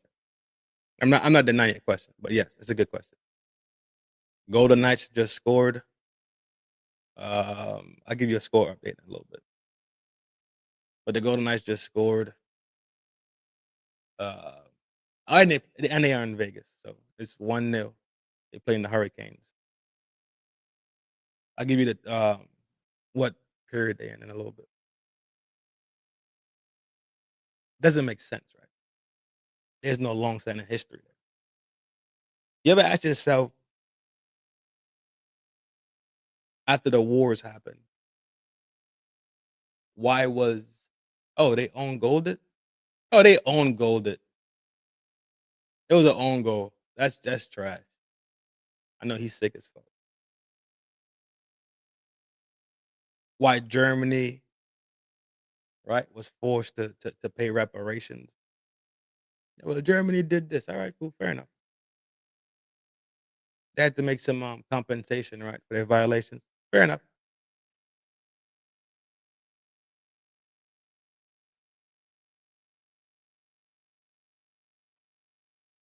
You ever ask yourself why every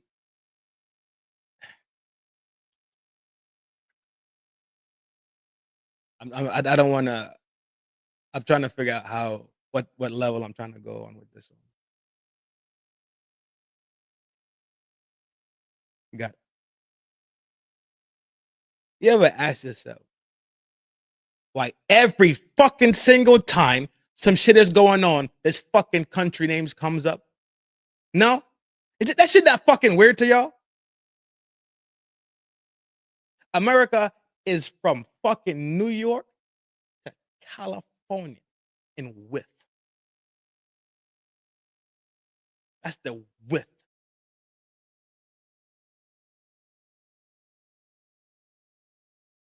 Stop. Why does something so insignificant have this type of fucking loyalty?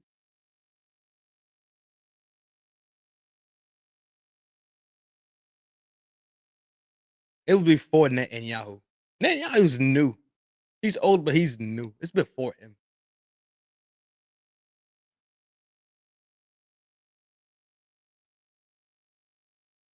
Why do people pay such homage to this fucking place like they're the only people to ever suffer on this fucking planet?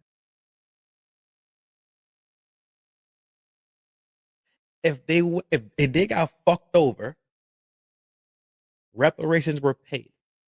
Let's be fucking real. Reparations were paid. No more debt. Moving down line. Why are people still supporting them?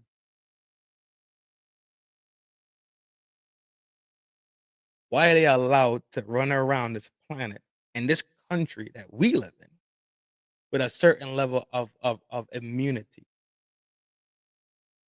A certain level of diplomatic motherfucking immunities that even when you question their behavior, you don't even get a proper answer. Why are they treated as if the Holocaust, right, in Europe happened in America and it happened last week? It didn't happen last week. Reparations were paid. So let me show you how fucked up this shit really fucking is.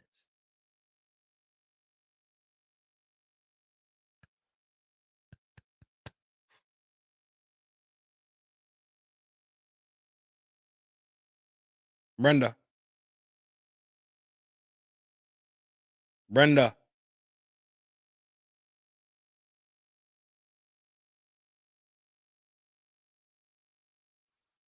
Brenda.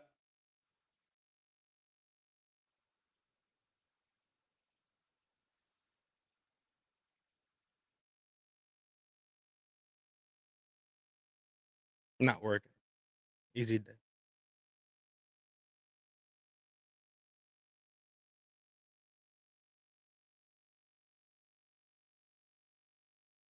Pull some data. You know me. I bring it to moving. I'm pulling data, right?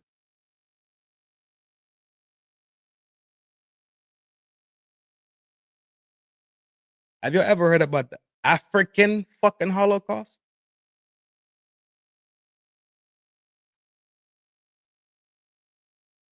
Yes, Germany was put on trial.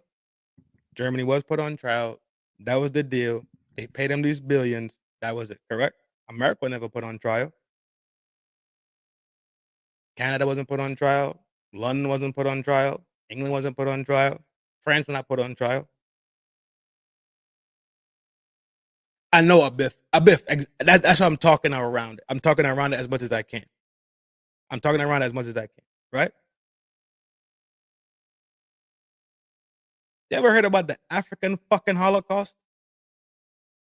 Huh? But they want to talk about the European Holocaust. Cool. Got it. They want to talk about 6 million people that were fucked over in their land. Cool. I understand. 6 million is a lot of people. 6 million was people that was mistreated, caged, red rummed, in some of the most brutal ways, right? That's correct, sure.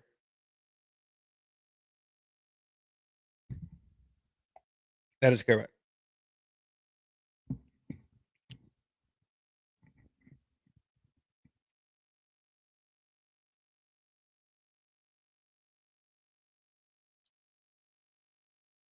So the European Holocaust, the 6 million people, it's fucked up, right? No Holocaust should happen. None. Not one, not ever. If it's one person, it's too much. Right?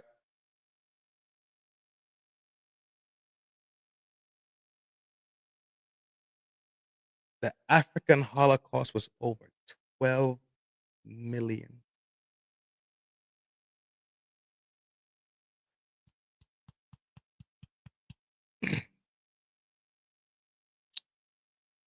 I'll say it one more time. I'm trying to keep this fucking lid on. I really am, but I doubt I could do it. So it is what it is. Like it, don't like it. Not my business. Not sorry.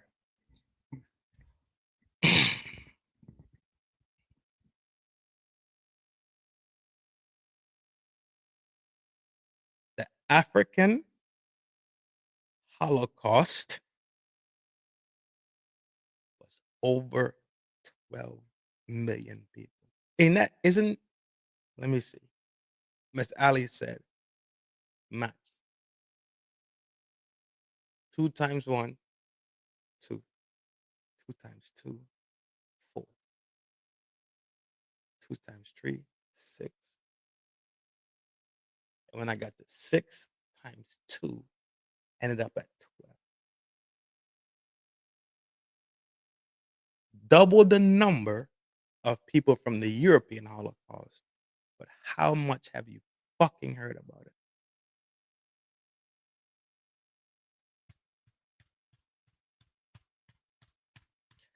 I'm listening. I'm listening. How many have y'all have heard about it and heard the numbers of people that was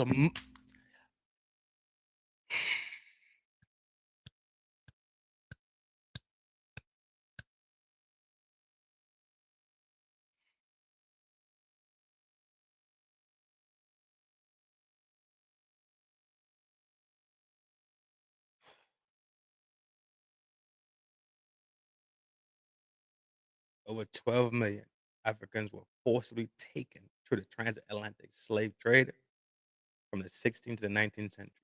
At least 1.5 to 2 million were removed during the Middle Passage alone, packed on the ship's chains and tossed overboard like cargo.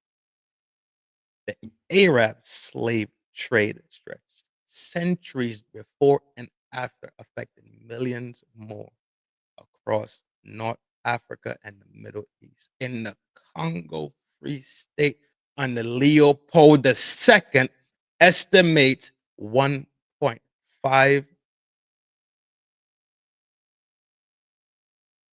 to 10 million.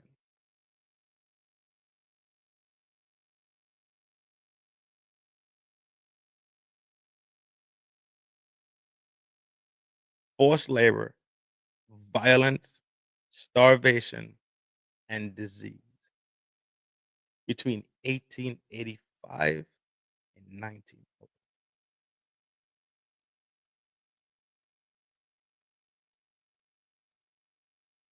When you talk about destruction,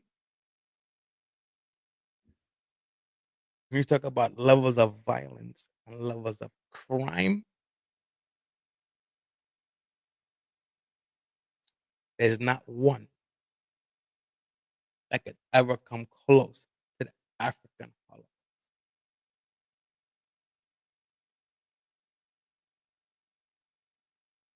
This was before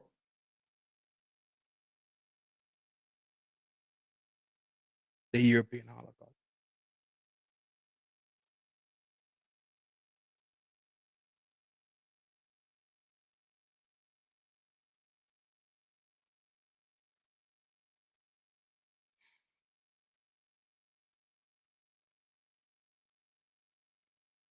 And then somebody, somewhere in the world is gonna have the thought that say, well, Trin, it was just slavery. It's not really a Holocaust. I say it's a Holocaust. It's a Holocaust.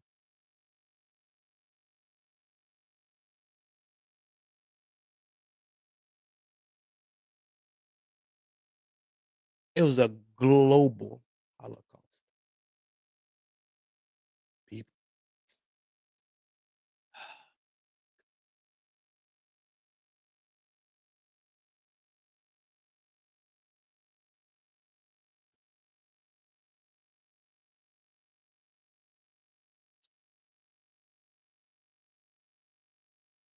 It was a global Holocaust.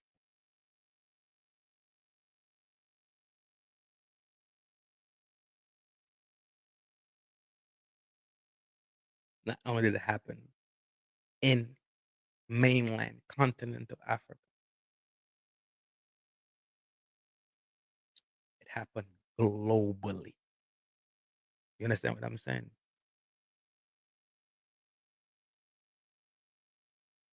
It was a global thing. This wasn't no fucking no thing that happened for a year. This is a global thing. Every continent you could go find parts of this Holocaust. Who else has had a global Holocaust? Who else was given reparations? Because up to today, I know for a fucking fact that long head, slick face, greasy haired bitch in California told these motherfuckers no their reparations bill. Huh? Huh?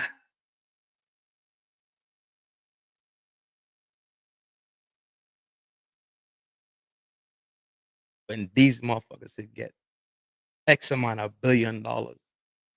But this group, this group, this group, this group, because it wasn't just one group. It wasn't one group. Don't get shit fucking twisted. And then they just gave this fucking money to each fucking person from the European motherfucking Holocaust. No, it wasn't. No, it wasn't. Don't be fucking stupid right now and start thinking that the fucking Germans went over there and gave these motherfuckers some bread. Each one of them. They lined them up and gave them all some bread every fucking month. Stop.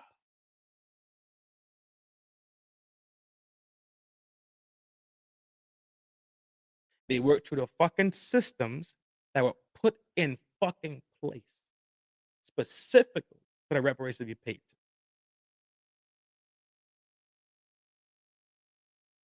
What, 12 million? Easily. Easy 12 million of Africans could be removed from this planet and nobody gives a fuck.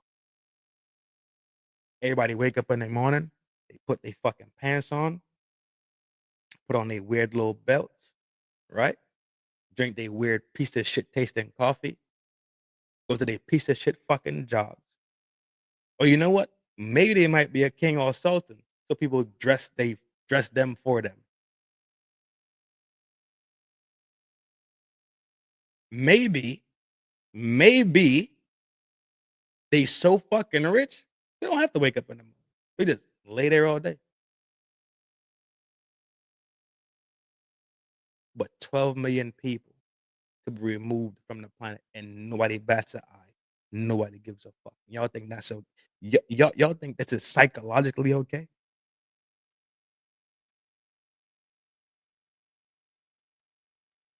Psychologically, and fuck psychologically. Fuck it. Do some fucking math. So let's say it's 12 versus 6. 12 million versus 6 million. Cool. Shouldn't the person, the people, the sufferers of the greater Holocaust, at a minimum, receive double of what the people of the lesser Holocaust received? I'm not talking sense. Let's just talk basic maths, basic sense, shit that we could all we could do. You can't do maths, there's fucking calculators nowadays. There's calculators everywhere.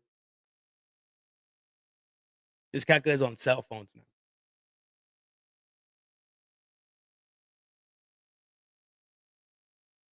Oh, Trin. My hand's broken right now because um I played so rough at the park that I broke both my hands. Cool.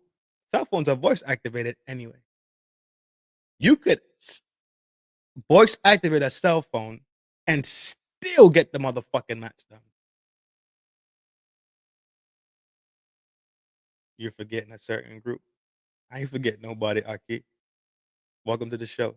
Big salute. Welcome to the town square, my boy. Honda.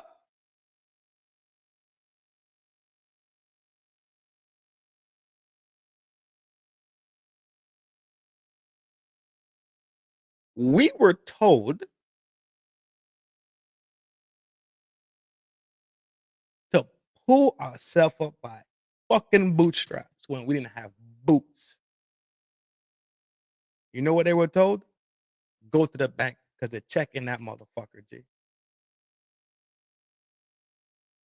They were told, go to the bank. There's no need to pull yourself by your bootstrap. We know you don't got boots. But we was told to find boots, find laces, and pull yourself up by them bitches. Y'all don't see something systematically wrong with that shit? That shit should bother your fucking soul. That shit should bother you like when Nas dropped Ether and shook the whole game up. That's how bad that shit bother you. You should be Jay-Z sitting in your Bentley when Hot 97 played Ether for the first time and it did not stop playing that bitch for a fucking hour straight. That's how much it should bother you. You should feel like Jay-Z that night. That's how much it should bother you. But we so fucking caught up in fuckery.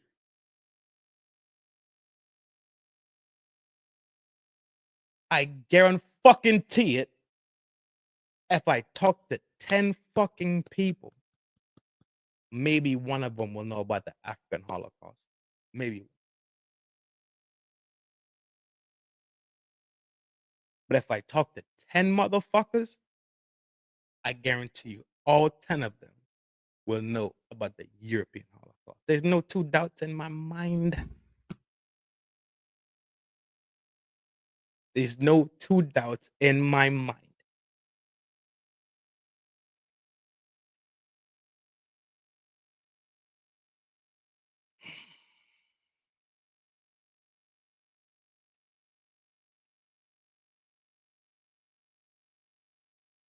Simply because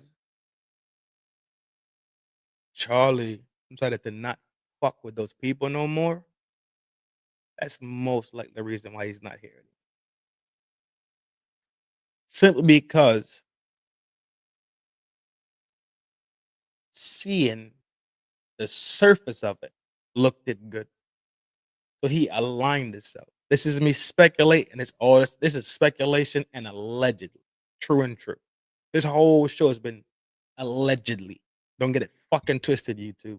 I don't want no fucking strike again.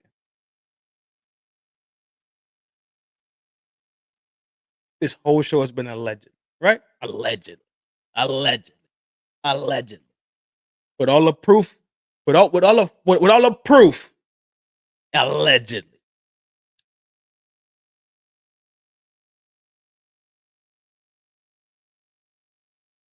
When he looked beneath the surface,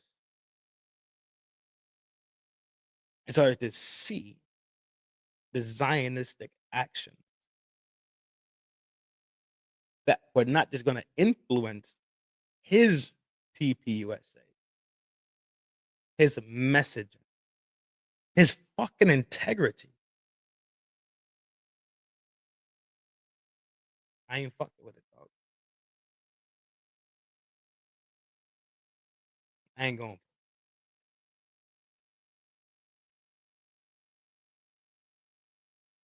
I ain't with it. I don't like how they get down. Because how they get down is not how I get down. And now I could see. Now I could see clearly. No, the rain is right. It's gonna be a bright, bright, bright, bright TPUSA. They knocked his fucking throat out his fucking body.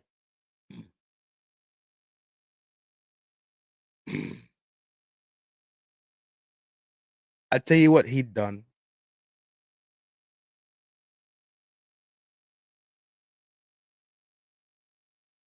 In my mind, he made a mistake. And in correction of his mistakes, his missteps, his misjudgments, he still died with his motherfucking integrity because he tried to walk away and do the right thing and realign himself with the true north, right? We talk about the compass. The compass. Your compass has to be pointed to the true north. The true north. Not the magnetic north. Not the magnetic, the true north. The north.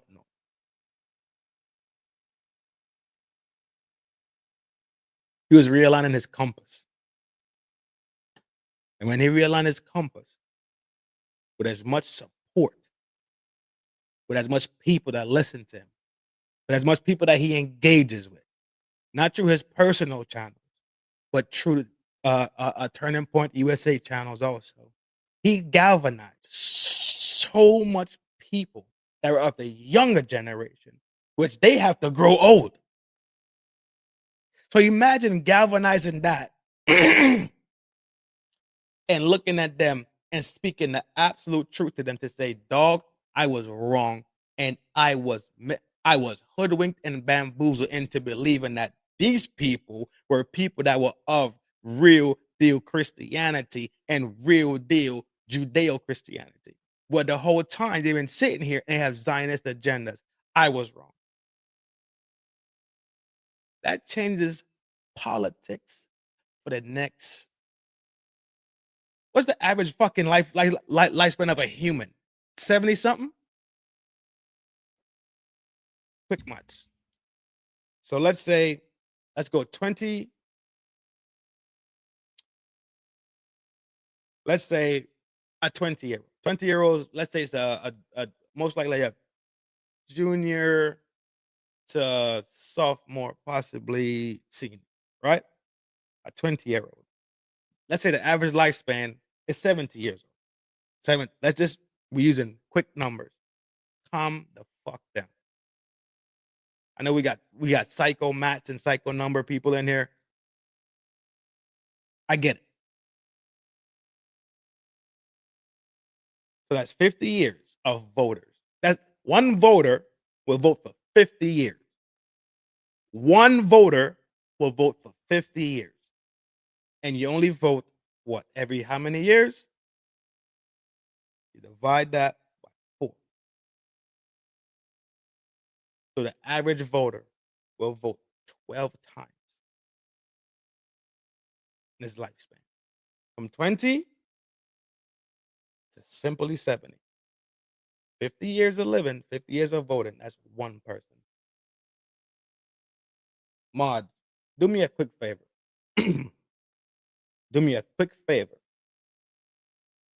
Go to TPUSA's channel real quick and tell me how many followers are on that channel. Somebody, I know one of y'all at the computer. Can I get that number, please?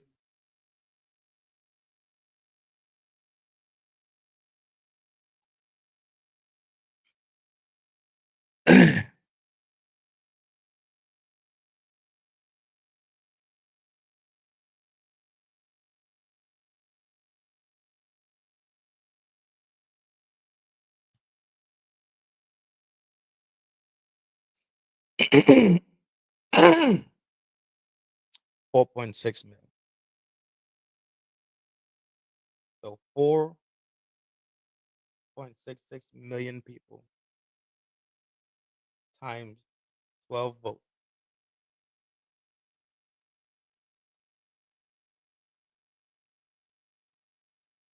$55.9 voters. Right? So one person will get 12 votes. About 12 and change. One person. Each of his followers, right? Each of his followers would vote every single year for the person that he nominated or the person that he stood next to. Each year, let's say everybody's alive. Each year, he galvanizes 55 million votes, almost 56 million votes. You don't think that's something that you might want to keep in your pocket? You don't think that's something that if it switches up on you, you might see the absolute outcome? If this is not playing if this not playing on my side of the court no more, this might be absolutely detrimental to my cause, my purpose, and what I'm trying to do. You don't see it? How do I stop this from turning into a complete fucking nightmare for me and my client and what we want to do? I'm gonna leave y'all with that thought. Right? That's a thought I'm gonna leave y'all with. The possible reason why he has to be removed is because every single season for voting, he will control 56 million.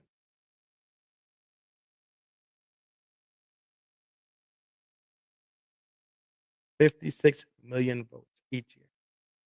Remember? 50 years, right? One person living for 50 years gets to vote 12 times. 12 and change. So those 12 times that one individual votes, multiplied by the number of people following him, accounts for 56 million votes. That's some heavy weight. That is some weight. And I hope y'all see, allegedly, and in the thought space, why he possibly was needed or had to be removed because of his galvanization of the younger generation. How he brought them together and treated them with respect and dignity and in conversation, regardless of what the real let's say the differences are, right? The real differences. Everybody got the same respect. Everybody got the same dignity. They got the same tonality. Same debate, same conversation. Simply using his First Amendment right. Somebody, some entity decided to implement their Second Amendment. Not quotation on the Second Amendment, but yes, somebody used and chose to invoke a Second Amendment rights.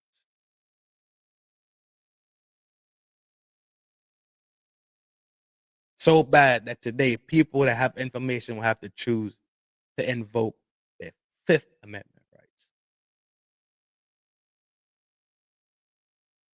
And most likely, when you talk about the Second Amendment, you naturally automatically start talking about the Fourth Amendment. On that note, dog, I'm gonna leave y'all for the night.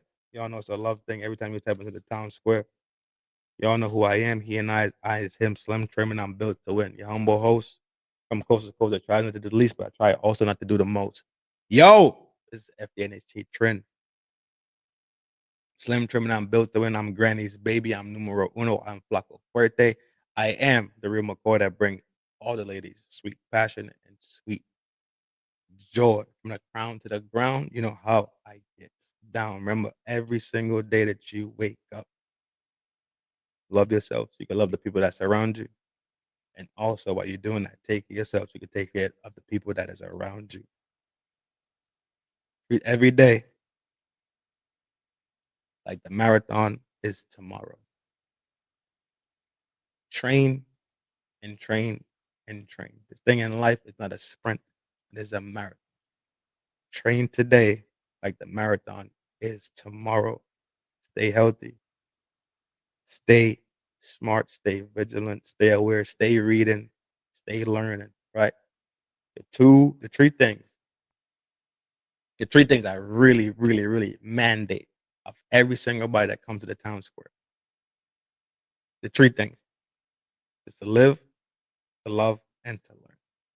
Those are my mandates. If you could do those things, you could hang out here anytime. You could pull up in here anytime. You could do these three things: live, love, and learn. You have the golden ticket to walk into the town square at any time. Y'all know what it is when y'all pull up in here. Y'all know it's a love thing. 365, but I'm dead, so I am alive. It's been a pleasure hanging out with y'all tonight. It's been an absolute joy. I appreciate all the support. I appreciate y'all hitting the button. I appreciate y'all sharing. I could still need to tag Candace in this. I still need to tag Ian in this video also, because a lot of other things spin in my mind, and a lot of things that they give to me gives a lot of perspective, and I spin these thoughts inside of this brain cauldron, and I spin them around, and I get inspired by certain things, and for me to still keep my integrity, and for me to keep a level of honesty when it comes to content creation and my couch journalism, right? Me sitting on the couch talking to y'all, my thought. I have to give respect, and I have to give admiration and salutes and high fives and flowers to the people who actually help me to do these thought experiments inside my brain and come up with these concepts and break them down and I put it out there for y'all to use however you feel like using it. You know me, it's easy for me, dog. You want to use my shit, and shoot me a text message, right? Not a text message, shoot me an email, right? The email is in the banner. The IG is always IG is there on the channel. The tweet is on the channel, dog. It ain't nothing to me. I'm not one of those people that want to burn your heels up because you want to take a snippet or a clip out of this. I'm not that type of person, dog, at all. You hear me? Just give me a heads up real quick. Even if I don't respond, just give me a heads up so I know. That's it.